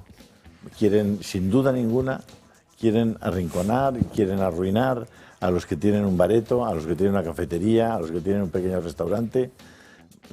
Ya les arrinconaron y les medio arruinaron, cuando no teniendo en consideración que una parte sustancial de los beneficios de muchos de esos locales se daba después de comer o después de cenar con esas personas que se quedaban a tomar una copita, a fumarse un purito, a estar un rato a jugar una partida, y que eso, y te lo explicaban los dueños de los bares, te decían, no, ahí es donde nosotros hemos ganado el dinero hoy, no en el menú del día, que nos deja un margen ridículo. Bueno, eso se lo quitaron, ya no se podía fumar, ya no te podías quedar a tomar una copita, y por supuesto si te la tomabas ya no te podías coger el coche porque ya te lo habían bajado el nivel de alcohol en sangre a no sé cuánto. Bueno, pues ahora lo han reducido a la mitad de la mitad, de modo que si te tomas una cerveza y media, ya das positivo. Sí, claro, tampoco es lo mismo que te pase en Villanueva de los Corchos o en un pueblecito de Salamanca que te pase en el centro de Madrid, donde puede ser que tengas un taxi a mano o un Uber y puedas irte a tu casa y no te penalicen. Pero si estás en un pueblo vas a tener que coger el coche. Ya no puedes estar en el bar tomándote un carajillo, jugar la partida con tus amigos, tomarte... ¿Qué buscan? ¿Qué quieren exactamente? Y frente a eso, ¿qué hacen con las drogas? ¿Qué hacen con las drogas? Y es que el dinero que se mueve con las drogas, no viene, por lo menos el del alcohol viene en impuestos, igual que el del tabaco. Aquí el Estado recauda por los impuestos de alcohol y tabaco un montón de millones. Las drogas no dejan un euro, es todo en negro. Todo va con billeticos y nadie se entera. ¿Cuándo han cogido al último gran traficante? ¿Cuándo han penalizado a un banco por el movimiento de dinero que sea fruto del tráfico de drogas, cuando sabemos que se mueven miles de millones? ¿Cómo lo hacen? Yo quería hacer una puntualización sobre lo que has dicho de la ley antitabaco. Pues yo estoy de acuerdo con esa ley, pero para una cosa que se hizo bien, se hizo mal. O sea, porque es que antes de prohibir fumar en todas partes, la primera ley antitabaco que se hizo fue la de dividir los bares en zona de fumadores y no fumadores. Y al tiempo la corrigieron después de haber hecho un desembolso enorme toda la hostelería para poder poner esas mamparas y ya la corrigieron y dijeron no, ya directamente en ningún sitio se puede fumar. Entonces eso fue un aliciente más para terminar de arruinar a los hosteleros. Y respecto a la cocaína, bueno, España es creo que el cuarto o el quinto país que más consume cocaína del mundo. O sea, a 2 o 3 décimas del primero, eso es una barbaridad. Y somos la entrada a toda Europa de toda la cocaína, más concretamente yo creo que más desde Galicia. Yo creo que entra muchísima droga y luego se reparte por toda la Unión Europea. Y es lo que dices, la hipocresía de querer poner coto al alcohol y al tabaco, que en fin, yo siempre sigo diciendo que esa ley no va a valer absolutamente para nada, porque va a prohibir cosas que ya estaban prohibidas, va a prohibir vender alcohol. Fíjate, el primer punto de esa ley que la MEMA va a promulgar es: se prohíbe la venta expresa de alcohol a menores ¿desde cuándo lleva prohibida la venta a menores? Yo creo que décadas, ¿no? Pero bueno, esto es un ataque más a los hosteleros y un ataque más para arruinar el sector. No pueden los pobrecitos menores comprar alcohol, pero pueden decidir cambiar su sexo y que les corten los testículos. ¿Y pueden abortar también? Es raro eso, porque teóricamente el Estado gana con el alcohol, no con los testículos, pero no acabo de entender. De todos modos, una cosa es que me ha recordado Isaac y Julio, sobre todo Isaac, cuando ha hablado de las obras que hicieron los restaurantes, me ha recordado una cosa que me tiene muy intrigado desde hace mucho tiempo. ¿Os acordáis cuando empezó la guerra de Ucrania, que se nos dijo que teníamos que abrocharnos el cinturón para el tema del gasto energético? Y entonces se obligó a todo tipo de tiendas que tenían que cambiar el tipo de puertas, que tenían que ser, en vez de puertas, tenían que ser automáticas, ¿no? ¿Os acordáis de esto? Sí, y los escaparates que se apagaban la luz. Gracias a Dios casi no lo hizo nadie. Porque ahora mismo los pobres desgraciados que pusieron la tienda automática, lo único que consiguen es que cada vez que pasa alguien por la acera, chic, se va abriendo, se va cerrando, se va abriendo, se va cerrando. Si miráis, hay muchos que no sé cómo lo hicieron, pero toleraron esto y siguen siendo puertas normales. Todos los que en Barcelona compraron estufas de gas para las terrazas, ahora eléctricas. Son miles y miles, les han venido los listos del ayuntamiento que no deben tener otra cosa que hacer, les han dicho, no, es que esas estufas contaminan. No contaminan tanto como China, pero contaminan, entonces hay que cambiarlas y ponerlas eléctricas, que por cierto es bastante más caro. Esas estufas eléctricas consumen mucha más energía que las de gas. Pero es que es todo así, es decir, por eso ustedes tienen que saber que va a haber algún partido, ya les diré cuál, que en el futuro va a echar para atrás todas estas gilipolleces. O sea, las va a derogar. O sea, va a ser una línea. Quedan derogadas todas las normas publicadas por el Partido Socialista en los últimos 7 años. Todas derogadas. Aprobado por mayoría absoluta con esos diputados. Además que lo haga en una central nuclear, firmado como Donald Trump. Ya está, fuera, se acabó, todo atrás. Y cogemos la ventana de Overton y la tiramos por la ventana. Porque es que nos han llevado a un punto en el que no podemos sobrevivir a la presión de 4 gilipollas que dominan el Estado. No podemos. Es decir, la gente no puede hacer nada, se siente completamente impotente. Ayer me decían en Barcelona, pero hay que salir a la calle. ¿Para qué? ¿Para mojarnos? No sea para la lluvia. Pero ¿cuál es el problema? La gente sí, vamos a salir y dijo, no, yo si voy a Abascal no voy. Hombre, por favor. ¿A qué vamos a salir? ¿A demostrarle al mundo que estamos divididos y tal? Sí, hombre, que lo monte la sociedad civil, que lo monten los dueños de los bares, que lo monten los dueños de los autónomos, que lo monten la gente que... ¿Pero qué pasa? Lo que decía Arturo, sí, es verdad. Es decir, tú estás peleando contra unas clases pasivas cada vez más importantes y una clase funcionarial que está completamente comprada. O sea, que está comprada directamente, que cogen la pasta de todos y dicen, a ver, los que están jubilados, pensiones, tanto, los que las pensiones no contributivas, pues las subimos también, y se lo subimos. Y además tú, cuando estás embarazada, 18 años, hasta que no tengas 18 años el niño, no vuelves a trabajar.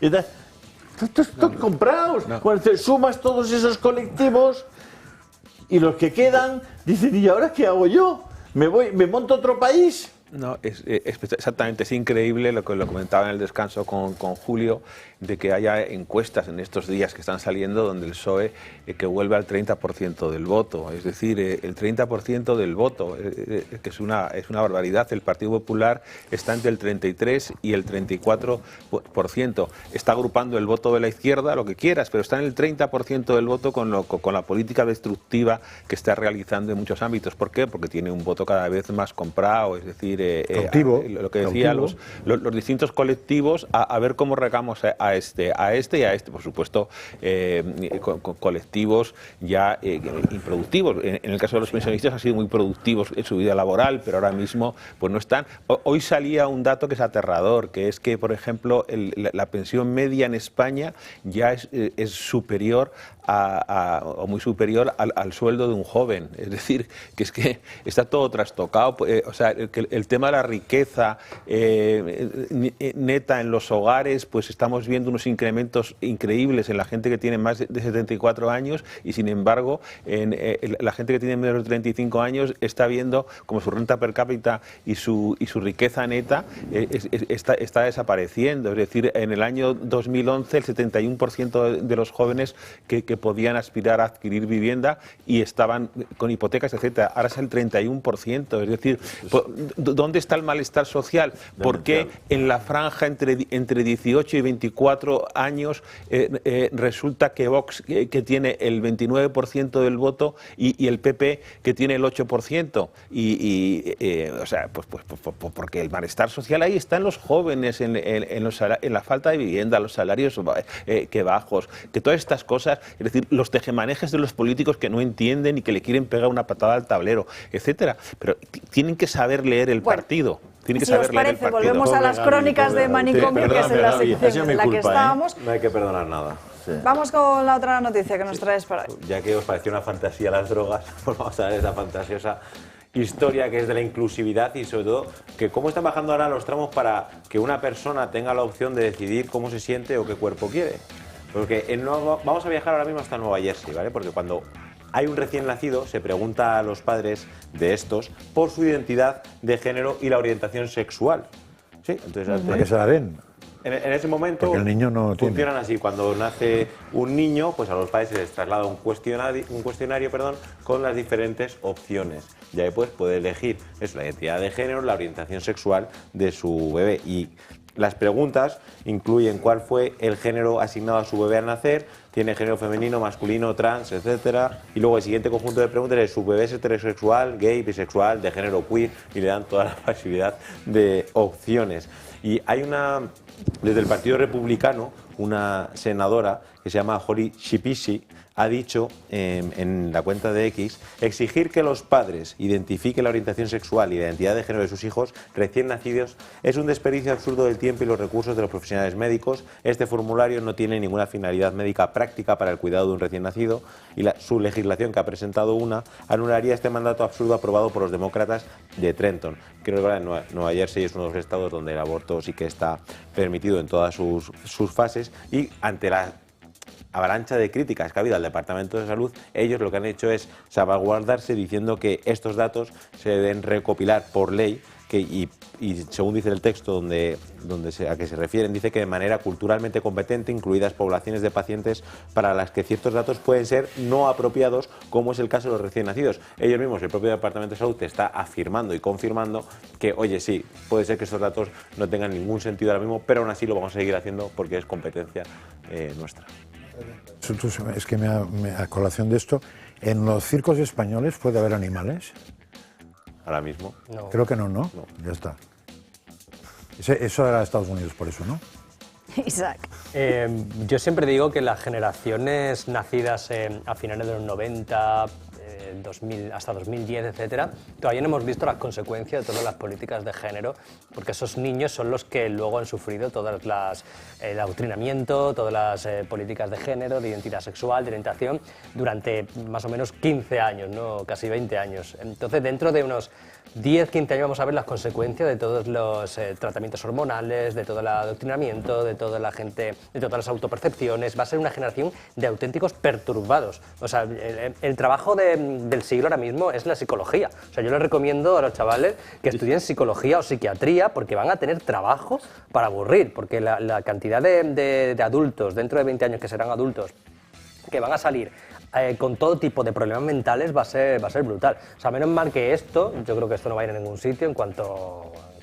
Es una chorrada, es como lo de los... en Andalucía, cuando se hizo el cuestionario de si se quitó lo de padres y madres, se puso progenitor o criatura o algo así. Progenitor 1 y 2, pero eso, progenitor A y progenitor pero eso no B. está en Andalucía, eso en España, ¿no? Está en España. Está en toda España, pensé que estaban todos. Ya no hay padre y madre. En Andalucía, ya son progenitor y progenitora, ¿no? Sí, bueno, como algunos que quieren ahora quitar el día del padre, ¿no? Porque algunos... Bueno, de hecho lo han quitado y lo han llevado porque es a un día entre semana y es un día laborable, ¿no? No, porque me los gusta, padres que somos los padres. Me gusta mucho unos gilipollas. Sí, pero me gusta mucho la aplicación. ¿Cómo estáis esta mañana de tacos? Gilipollas está en el diccionario Sí, RAE, no soy yo el que más taco está diciendo. Significa necio o estúpido. O sea, y otra cosa. Como saque todo el diccionario. Que a mí me encanta la aplicación que han dado para quitar el Día del Padre, porque es que, claro, muchos niños no tienen padre y es algo discriminatorio. Bueno, quitemos el Día del Orgullo, ¿no? Pero todo el mundo no es gay. O sea, quitemos el Día de San Valentín, porque hay gente quitamos a Valentín, que hay gente que estamos solteros y no tenemos que... Sí, bueno, pero San Valentín no nos cuesta dinero, el Orgullo sí. O sea, es la diferencia. En fin.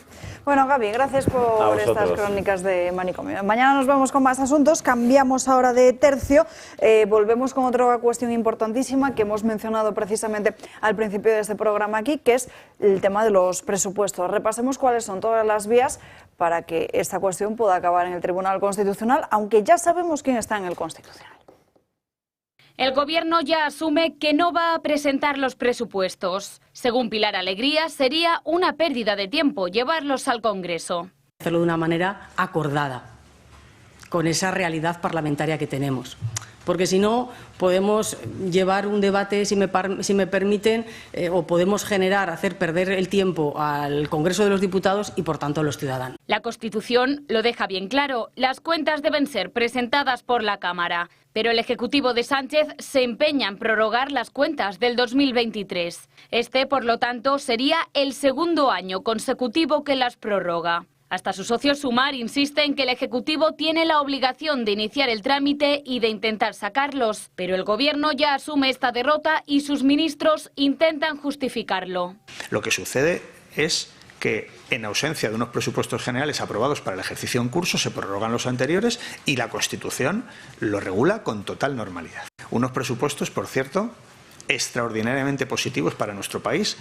Sin embargo, si Sánchez no acata la Constitución y no presenta los presupuestos, existen tres vías para llevarlo al Constitucional. Una de ellas es un recurso de inconstitucionalidad por no presentar y aprobar una ley que es obligatoria. Otra vía, un conflicto de atribuciones del Senado contra el Gobierno y contra el Congreso. Y por último, una demanda de amparo ante el Constitucional por omisión del legislador. Ninguna de estas vías es un buen escenario para Pedro Sánchez. Cualquiera de ellas puede hacer que el Constitucional ordene al Gobierno a presentar los presupuestos. Y como esto no es posible, la única opción que tendría Pedro Sánchez sería disolver las cámaras y convocar elecciones. El presidente parece que de momento no contempla este escenario. Sin embargo, según detalla El Mundo, algunos juristas advierten que llegar a las elecciones de 2027 sin presupuestos es impropio de una democracia. No contempla ese escenario, pero es que hay otra información en el día de hoy que se junta a las que ya habíamos contado aquí de esa licitación de la papelería electoral y también de cara a los colegios electorales. Que es esta, que están viendo sus pantallas. Yolanda Díaz ya habría pactado con el Partido Socialista que solo va a presentar su candidatura en algunas provincias, con seguridad en Madrid y Barcelona y posiblemente en Andalucía y en la Comunidad Valenciana. En el resto de los territorios lo que se buscaría es que Sumar no se presente para que todos esos votos fueran directamente al Partido Socialista. Eso también lo ha explicado muy bien Luis esta mañana, cómo suma, cómo resta y cómo deja de restar. De todos modos diré, para intentar ser objetivo, que preguntados a los de Sumar esta mañana cuando estaban en el Congreso, han negado tal opción, con lo cual es probable que sea verdad. Digo yo, ¿no? que es verdad. Por eso, porque lo han negado tan rápidamente. A ver, yo aquí tengo que reconocer que hay un personaje que de esa cosa sabe mucho, que es el Arturo.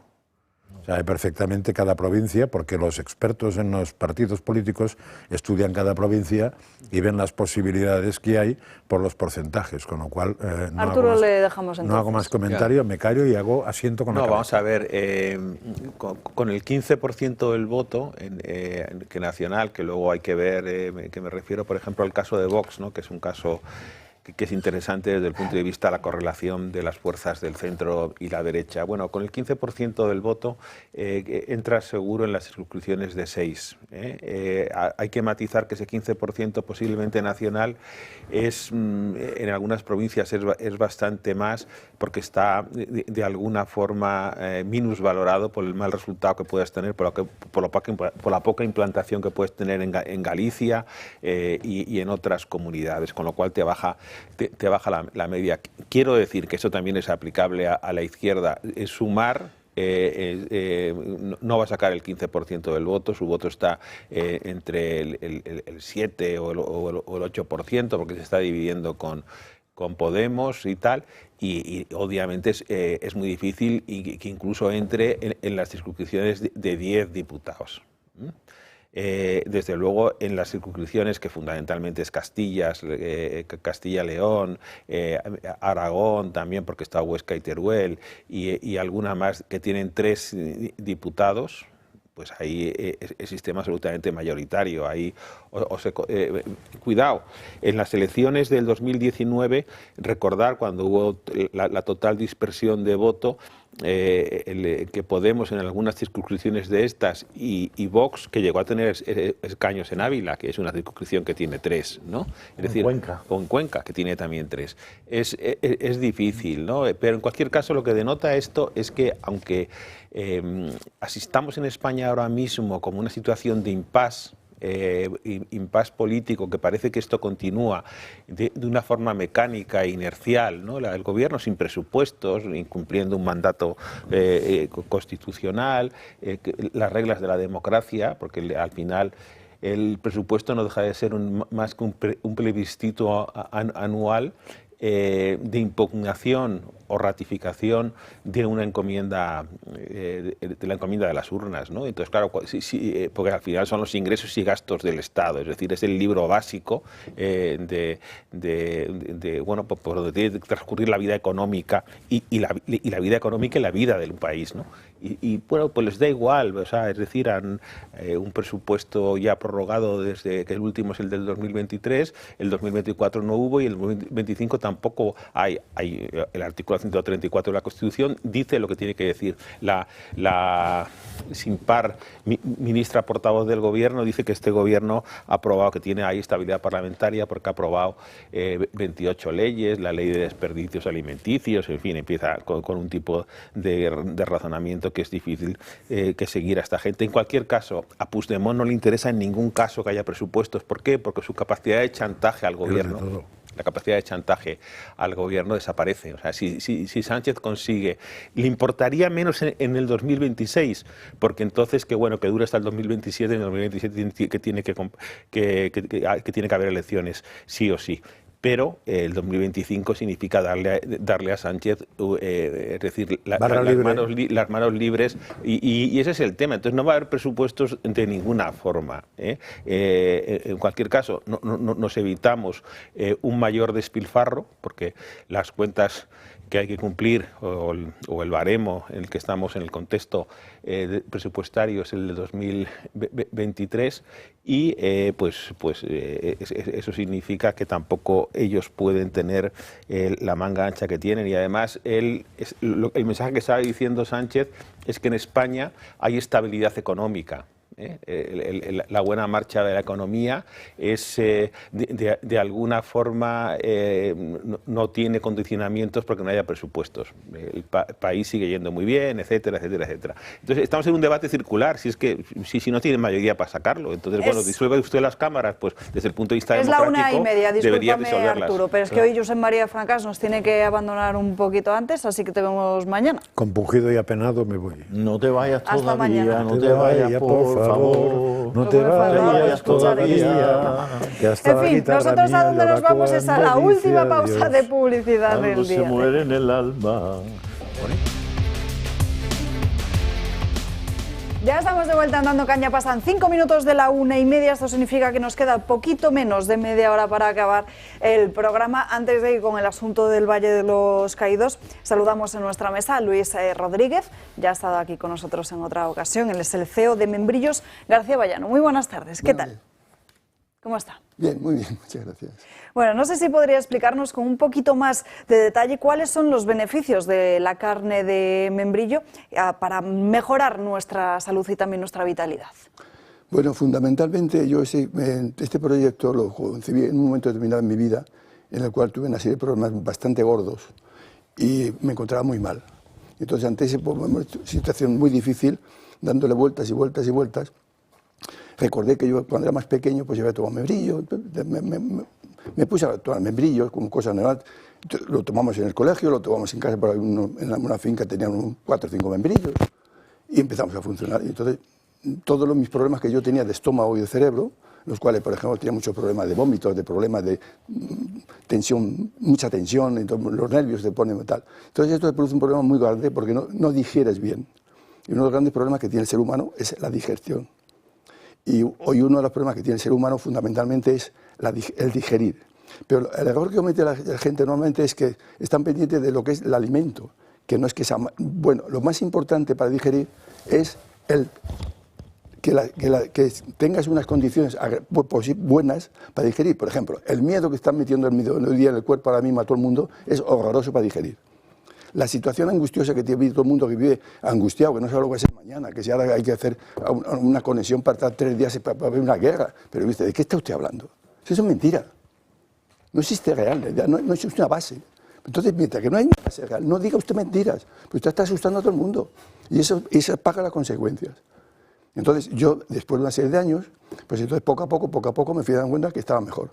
Porque el membrillo no es un milagro, como las pastillas que inventan que dicen que... No, aquí no hay milagros. Los únicos que hacen milagros es Dios. Entonces, ¿qué pasa? Que realmente el membrillo lo que te ayuda en principio es a que en tu desarrollo te va ayudando a que no haya parada y que el desarrollo sea continuo. Si hay continuidad en el desarrollo, quiere decir que tu vida está funcionando. Entonces, una de las cosas que funciona es el aparato digestivo porque tienes que dar alimento a través de a todo tu cuerpo. Ahí interviene la sangre, interviene los pulmones, intervienen muchas cosas. Hasta ahora lo que nos ha explicado parece como muy general en relación con todo lo que es la implicación de un proyecto de vida tan a largo plazo. No sé si puede profundizar un pelín más en ese aspecto. Vamos a ver si podemos profundizar. Yo lo que, por ejemplo, yo que he notado en mí, porque claro, hay una cosa que es cierto, el proyecto es a largo plazo, pero le gusta a la gente o no le gusta a la gente, mis realidades están aquí hoy. O sea, yo estoy caminando 84 años. Yo esta tarde me iré a entrenar. Y yo normalmente me voy a entrenar 2 horas al día. Pero unas veces voy al gimnasio, unas veces voy a hacer... Entonces, toda aquella persona que lo quiera ver, lo puede ver. Y yo quiero ver a un señor con 84 años que haga lo que yo hago. Yo soy un seguidor, Alba, de Santa Hildegarda, que es una de las médicos santas de la historia y que además tiene unos seguidores que son verdaderos fanáticos, porque ella describió el cuerpo humano con una precisión y sobre todo hizo un catálogo de enfermedades fantástico. Entonces, respecto a los membrillos, Santa Hildegarda explica que quitan el reuma, evitan que se obstruyan los sentidos y que los miembros se rompan o pierdan fuerzas. Reduce también el exceso de saliva y aplastados o cocidos curan las úlceras. Y el doctor Erzka, el médico que tomó en serio los remedios de Santa Hildegarda, empezó a aplicarlos hasta el punto de crear escuela. Y dice, en su opinión, lo que cura el membrillo es la arteriosclerosis, la calcificación de las venas responsable a su vez de las pérdidas de vista y de oído y demás órganos sensoriales, los sentidos obstruidos que dice Santa Hildegarda. Dice también que el exceso de saliva puede parecer una enfermedad banal, pero desde luego no lo es para quien la padece, y que es un síntoma que acompaña al Parkinson. En cuanto a las úlceras, piensa que la acción curativa del membrillo se debe a la mejora en la circulación sanguínea Es más, sugiere que le sugiere a la industria farmacéutica que investiguen porque el membrillo tiene unas propiedades curativas extraordinarias. Bueno, este es uno de esos temas de conversación que decíamos antes. ¿Sí? Nada, perdón. Bueno, es uno de esos temas de conversación que nadie nos sugiere que tengamos, porque nos sugieren que hablemos de otras cosas banales, pero para muchas personas, especialmente personas ya con una cierta edad, conocer remedios que son caseros y que son maravillosos y son muy eficaces es un buen tema de conversación, don Luis. Desde luego que sí, y con don Luis seguiremos hablando en futuras ocasiones. Mientras tanto, pueden hacerse con este membrillo de García Vallano en este número de teléfono que están viendo en sus pantallas, que es el 671 33 18 47. Alba, Gracias. yo lo he probado. Déjame hacerle esa publicidad a don Luis, porque es que lo he probado, es impresionante, es fantástico ese producto. Así que les recomiendo a nuestros espectadores, ya saben que cuando recomendamos algo lo hacemos con absoluta sinceridad y honestidad, que prueben ese producto, primero por el amor que ha puesto este hombre en ese proyecto y por esa honradez con la que defiende una cosa que efectivamente es muy eficaz para muchas personas. Así que tomen nota del número, que creo que es el 671 33 18 47. Ya están llamando. Y desde luego muchas gracias, don Julio. Me voy a hacer con el membrillo, ¿eh? Muchas gracias. Hombre, todos deben hacerse con el membrillo. Vamos ya con otro asunto, que es el tema del Valle de los Caídos, que esta semana ha habido mucha polémica. Muchas gracias, lo siento, se acabó el tiempo. Pero estaremos otra vez. Muchas gracias, don Luis, por venir. Muchas gracias. El gobierno avanza sobre el Valle de los Caídos. El prior de la abadía benedictina, Santiago Cantera, ha sido apartado de la administración de la basílica y de la comunidad del Valle. Su puesto será ocupado casi con total seguridad por Alfredo Maroto, miembro de la comunidad. La versión oficial es que el abad de Solesmes es el que ha decidido poner fin al mandato de Cantera tras cumplir 3 trienios en el cargo, límite establecido en las constituciones de la congregación. Sin embargo, la reacción del gobierno a su destitución traslada una versión distinta. El ministro Bolaños celebra su marcha. Asegura que la resignificación de Huelgamuros avanza para convertirse en un lugar de memoria y valores democráticos al apartar a un nostálgico del franquismo. El ministro añade que fue el gobierno el que instó al arzobispo de Madrid, interlocutor con el Ejecutivo, a echarle, pues no comulgaba con los valores democráticos. Según esta versión, el gobierno presiona, el arzobispo de Madrid, José Cobo, lo traslada a Roma y el Vaticano ordena al abad el relevo. Cantera fue siempre un obstáculo para el Ejecutivo en su ofensiva contra el enclave.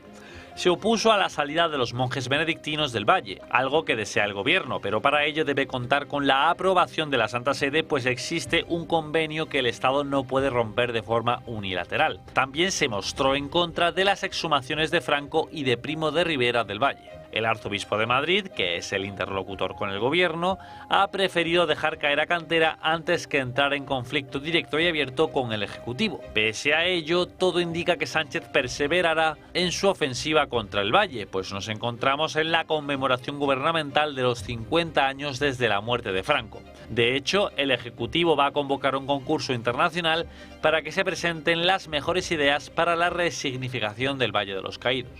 ¿Qué será lo siguiente? ¿Desacralizar el Valle? ¿Tumbar la cruz? Está por ver a dónde lleva el apaciguamiento que el Arzobispado de Madrid practica con el gobierno de Sánchez.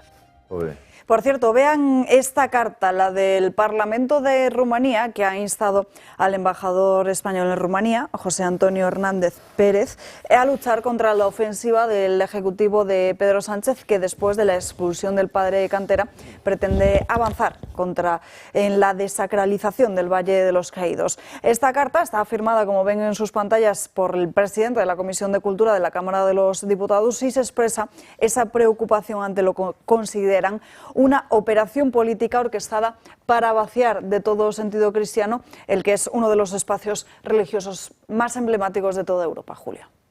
Bueno, esa cruz es que es mucha cruz y valdría la pena que nos lo tomáramos en serio.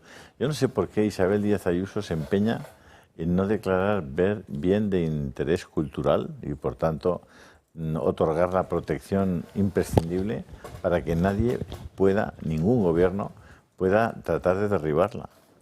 No lo entiendo. Y si algún día este gobierno, porque otro seguramente no lo haría, este gobierno decide dinamitar esa cruz, Isabel Díaz Ayuso tendrá algo que explicar.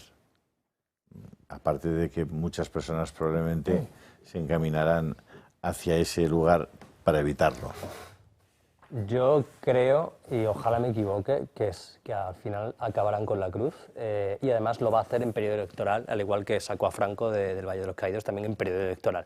Es una de los buques insignias, ¿no?, del gobierno, y esto al PSOE le viene formidablemente bien, ¿no? O sea, al final ellos viven del guerra civilismo y sacar a Franco del Valle de los Caídos fue un espectáculo de marketing abrumador y brutal. Se convirtió de repente el PSOE en ese partido de izquierdas puro que tanto Total, para no sacarlo, porque Franco sigue ahí. Ya, bueno, pero y al final, bueno, encima para cumplir la voluntad de Franco, porque Franco no quería estar enterrado ahí. Sí, pero si Franco sigue en el Valle, hombre. Sí, pero bueno, ya fue una estrategia de marketing, como va a repetir otra vez el PSOE cuando, ya os lo digo, o sea, mal que me pese, al final yo creo que se va a salir con la suya y van a conseguir derribar la cruz. Lo harán, no lo harán, no. Yo creo que no, ojalá. Que no lo harán. Y espero además que Isabel Díaz Ayuso colabore para que eso no ocurra. Mucho confías. Hombre, qué duda cabe que es un símbolo, independientemente de dónde está, es decir, derribar una cruz tan simbólica como es la del Valle de los Caídos, pues todos sabemos lo que significa, ¿no? Y qué connotaciones tiene de ir contra la religión que profesamos muchos españoles y contra las tradiciones y nuestra cultura personal más íntima, ¿no? Yo espero que estén tan ocupados y desbordados por el conjunto de su obra que no tengan tiempo de ocuparse de esto. Además hay que recordar una cosa, yo creo que todo este tipo de cosas, es decir, ya desde el punto de vista, si quieres buscar rentabilidad electoral, incluso puede tener una rentabilidad negativa, que deja las cosas como están, respeta lo que ha sido la historia de este país, esto es un auténtico símbolo y olvídate, ¿no? O sea, y vete con Zapatero a China y a Kuala Lumpur, vamos. Bueno, últimos 10 minutos, unos 12. Nos vamos ya con Sandro Mecode en Dos Continentes.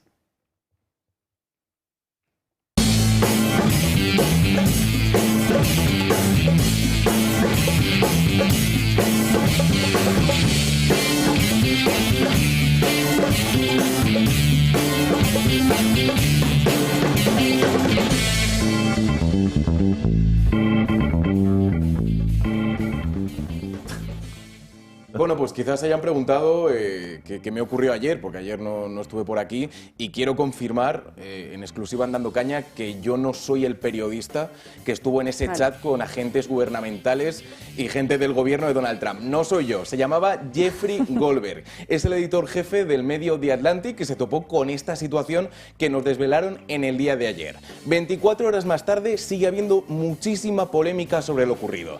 Tanto que dos miembros del gabinete de Trump, Tulsi Gabbard y John Ratcliffe, el director de la CIA, tuvieron que comparecer ante el Senado. Y nos contaban esto.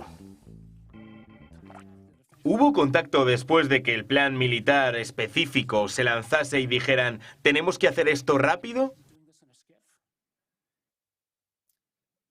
No había nada de material clasificado en ese chat. Si no había material clasificado, compártalo con el comité. No puedes salirte con la tuya siempre, son trabajos importantes, es la seguridad nacional. Evadirlo y tratar de modificar su respuesta no es lo que hay que hacer. Bueno, Tulsi Gabbard nos decía que en esos mensajes no había habido información confidencial, que es donde está el debate, porque si la hay, se podría haber roto el acta de espionaje de 1917 que había promulgado Estados Unidos. Pero ese hombre es bueno, ¿eh? Ese Mark Warner que hemos visto, ese senador demócrata, es bueno. Y de hecho es tan bueno que se ha permitido el lujo de lanzarnos esta pregunta. Me parece extraño pensar... Es que me extraña pensar en lo que ocurriría si fuese al contrario. ¿Qué dirían mis compañeros sobre esto? Pues me alegro muchísimo de que lo hayas preguntado porque no hay que pensarlo. Horas después de esas declaraciones, lo que han filtrado los medios de comunicación ha sido lo que están a punto de ver, que el propio Mark Carney, me iba yo a Canadá, el propio Mark Warner había utilizado esta misma plataforma, la plataforma de la que se acusa a los dirigentes de la administración Trump de haber utilizado para establecer contactos con el autor del expediente Steele. Y se estarán preguntando, ¿qué expediente es ese? Es el expediente que decía que Donald Trump había confabulado con los rusos para ganar las elecciones de 2016. ¿Que se creen que aún las cosas no pueden ir a más? Pues esperen, porque ha habido otra persona que no daba crédito a lo ocurrido. Están a punto de verlo y es Hillary Clinton diciendo, tenéis que estar vacilándome. No, nos tienes que estar vacilando tú, Hillary Clinton, exsecretaria de Estado, con correos efectivamente que tenían información confidencial y que habían utilizado a través de un servidor privado. Pero Julio, no, es que Hillary tiene justificación, porque Hillary dijo que eso fue por conveniencia.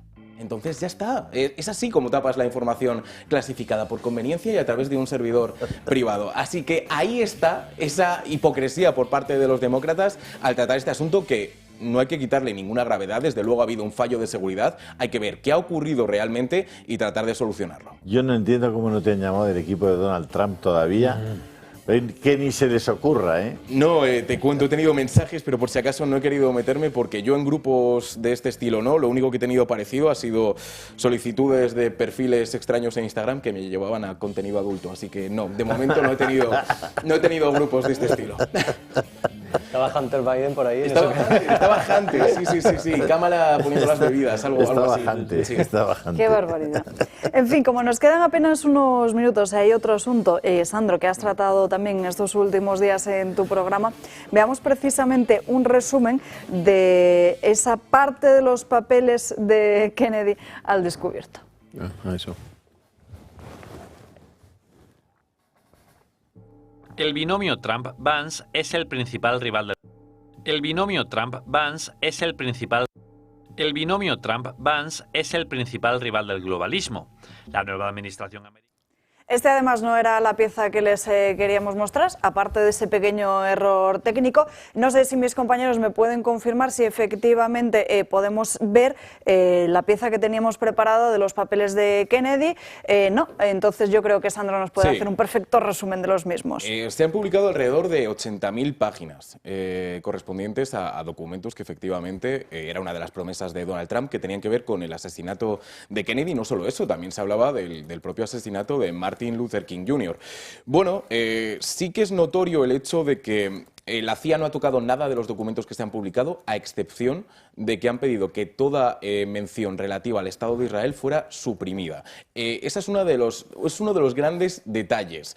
También se habla mucho de la relación que tenía Kennedy con la CIA, porque la CIA no estaba contenta con Kennedy ni al revés. Y para acabar, hay un par de cartas de un ciudadano ruso que escribió tanto a la embajada británica como a la embajada estadounidense, que decía que ya no es solo que supieran dónde Oswald estaba, sino que sabía con antelación, con meses de antelación, que efectivamente Oswald quería asesinar a Kennedy, iba a huir y que planeaba también hacer lo propio con Martin Luther King.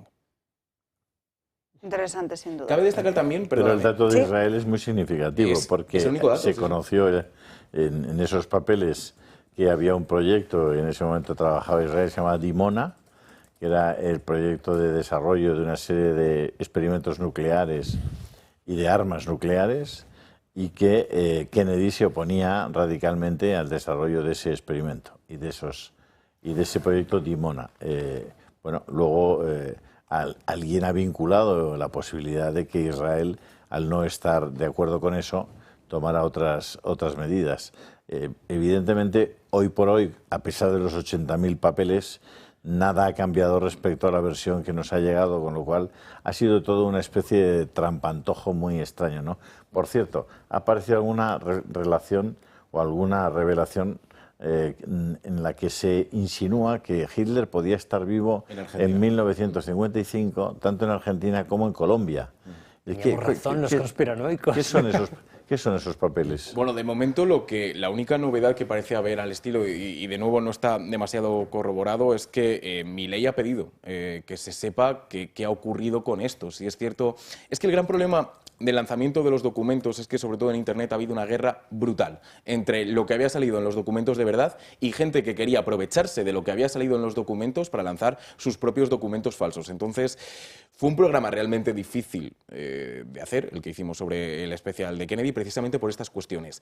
Lo de Hitler es cierto que existe, que hay un documento en las redes que afirma que Hitler estaba en Argentina, y lo que sabemos de momento seguro es que sí, Milei quería mover esto. Bueno, ese programa que hiciste de los papeles de Kennedy lo pueden ver todos nuestros espectadores en el YouTube de esta casa, y esta noche todos los detalles sobre esta filtración. Bueno, lo cierto es que en el tema de Hitler sí que hubo, hubo siempre la extraña cuestión de quién eran aquellos 4 cadáveres que se encontraron sin manos ni pies y a los que no se les pudo efectivamente concretar quiénes eran, ¿no? Nosotros no nos vamos a perder esa noche en Dos Continentes, y el próximo 26 de abril no nos vamos a perder tampoco el concierto de Isaac Parejo. Bueno, el concierto de Infobloque y los Meconios, mi último concierto, ahora ya sí, o sea, ya me bajo de los... No eres como Sánchez, ¿no? No, yo no me voy a reflexionar ni nada, o sea, esto es verdad. Bueno, pues el 26 de abril, sábado a las 8:30 de la tarde, en la Sala BAT de Madrid, esta vez cambiamos de sala, va a ser una sala un poquito más grande, ahí tenéis el QR donde podéis escanearlo con el móvil y os lleva directo a las entradas, o si no en losmeconios.com/actuaciones, ahí también podéis comprar las entradas, quedan poquitas, pero bueno, todavía quedan, así que daos prisa porque se acaba y va a ser un espectáculo brutalísimo. Isaac, ¿qué es eso de que te han cancelado en la facultad? Bueno, pues resulta que la Asociación Libertad Sin Ira, que es una asociación que está en la Facultad de Ciencias Políticas, imagino que la conocéis, nos invitó a dar una charla a Isabel Pérez Muriño, a Miguel Ángel Quintana Paz y a mí, a dar una charla sobre la libertad de expresión en redes sociales. Bueno, pues resulta que el decanato ha prohibido esa charla porque no puedo estar yo. O sea, la razón que ha dado el decanato para cancelar esa charla es que yo no puedo estar en la Facultad de Ciencias Políticas, no han dado ninguna razón por la que yo, que encima soy antiguo alumno de la Universidad Complutense, yo no pueda estar en esa charla, así que de todas formas mañana vamos a ir allí, a la puerta de la facultad, para exigir explicaciones y aunque sea para dar la charla, aunque sea en la puerta, porque es inaudito que me prohíba, es que vamos, ni siquiera, ¿qué razón hay para prohibir a una persona que encima... Me han prohibido a mí, o sea, de los 3 ponentes que son Isabel Pérez Muriño, Miguel Ángel Quintana Paz y yo, al que han vetado para esa charla es a mí, el decanato de la Facultad de Ciencias Políticas, sin dar ninguna explicación de ninguna razón. Entonces yo quiero saber cuál es la razón que ha llevado a tomar esa decisión. Así que bueno, iremos allí mañana a la puerta a exigir explicaciones y a ver qué es lo que pasa. ¿Tus compañeros de conferencia se niegan a darlas? Yo de hecho me ofrecí, le dije a los chicos, digo, mira, si yo soy el problema, yo no voy y no pasa nada, dar la charla sin mí. Espero que tus colegas no vayan. Claro, dijeron, no, tú tienes que hacerlo, tienes que ir, no nos vamos a bajar los pantalones a tanta gente. Así que vamos a estar allí los 3 con la Asociación Libertad Sin Ira para pedir explicaciones al decanato. ¿A qué hora es? A las 12 de la mañana, en la Facultad de Somos Aguas, en Ciencias Políticas. Pues a las 12 del mediodía, que es como justo nosotros la hora en la que empezamos el programa, vamos a estar muy pendientes, Isaac, de todo. Entramos por teléfono contigo, que nos cuentes, porque además aquí nos estamos rearmando. Vais a tardar 5 años también. Te digo, como en la ancha, con el escalope Armando. Lo que también se está rearmando es tu canal de Telegram, que no has parado durante el programa No, porque hay que contar, la gente tiene que estar informada, hombre. Y además me ha parecido conmovedor el proyecto de García Bayano del Membrillo. De Don Luis. Sí, y bueno, lamento que esa entrevista se haya interrumpido por cuestiones técnicas, porque es un hombre extraordinario, muy buena gente. Y a mí la gente me gusta, la gente. Y especialmente gente así. Tendremos oportunidad para seguir charlando con él en futuros programas. A comer al Iyumbe, al paseo... Al mordisco también, que hoy además meten el cocido en el menú del día. Hoy es el cocido, ¿a quién más? Al Montes de Galicia, bueno, ya sabéis, si tenéis que comer, al Torreón... Ala. No, si por elegir, aquí se puede. Eso es que los navarros... Nos despedimos. Gracias a todos ustedes por acompañarnos. Nos vemos mañana. Adiós.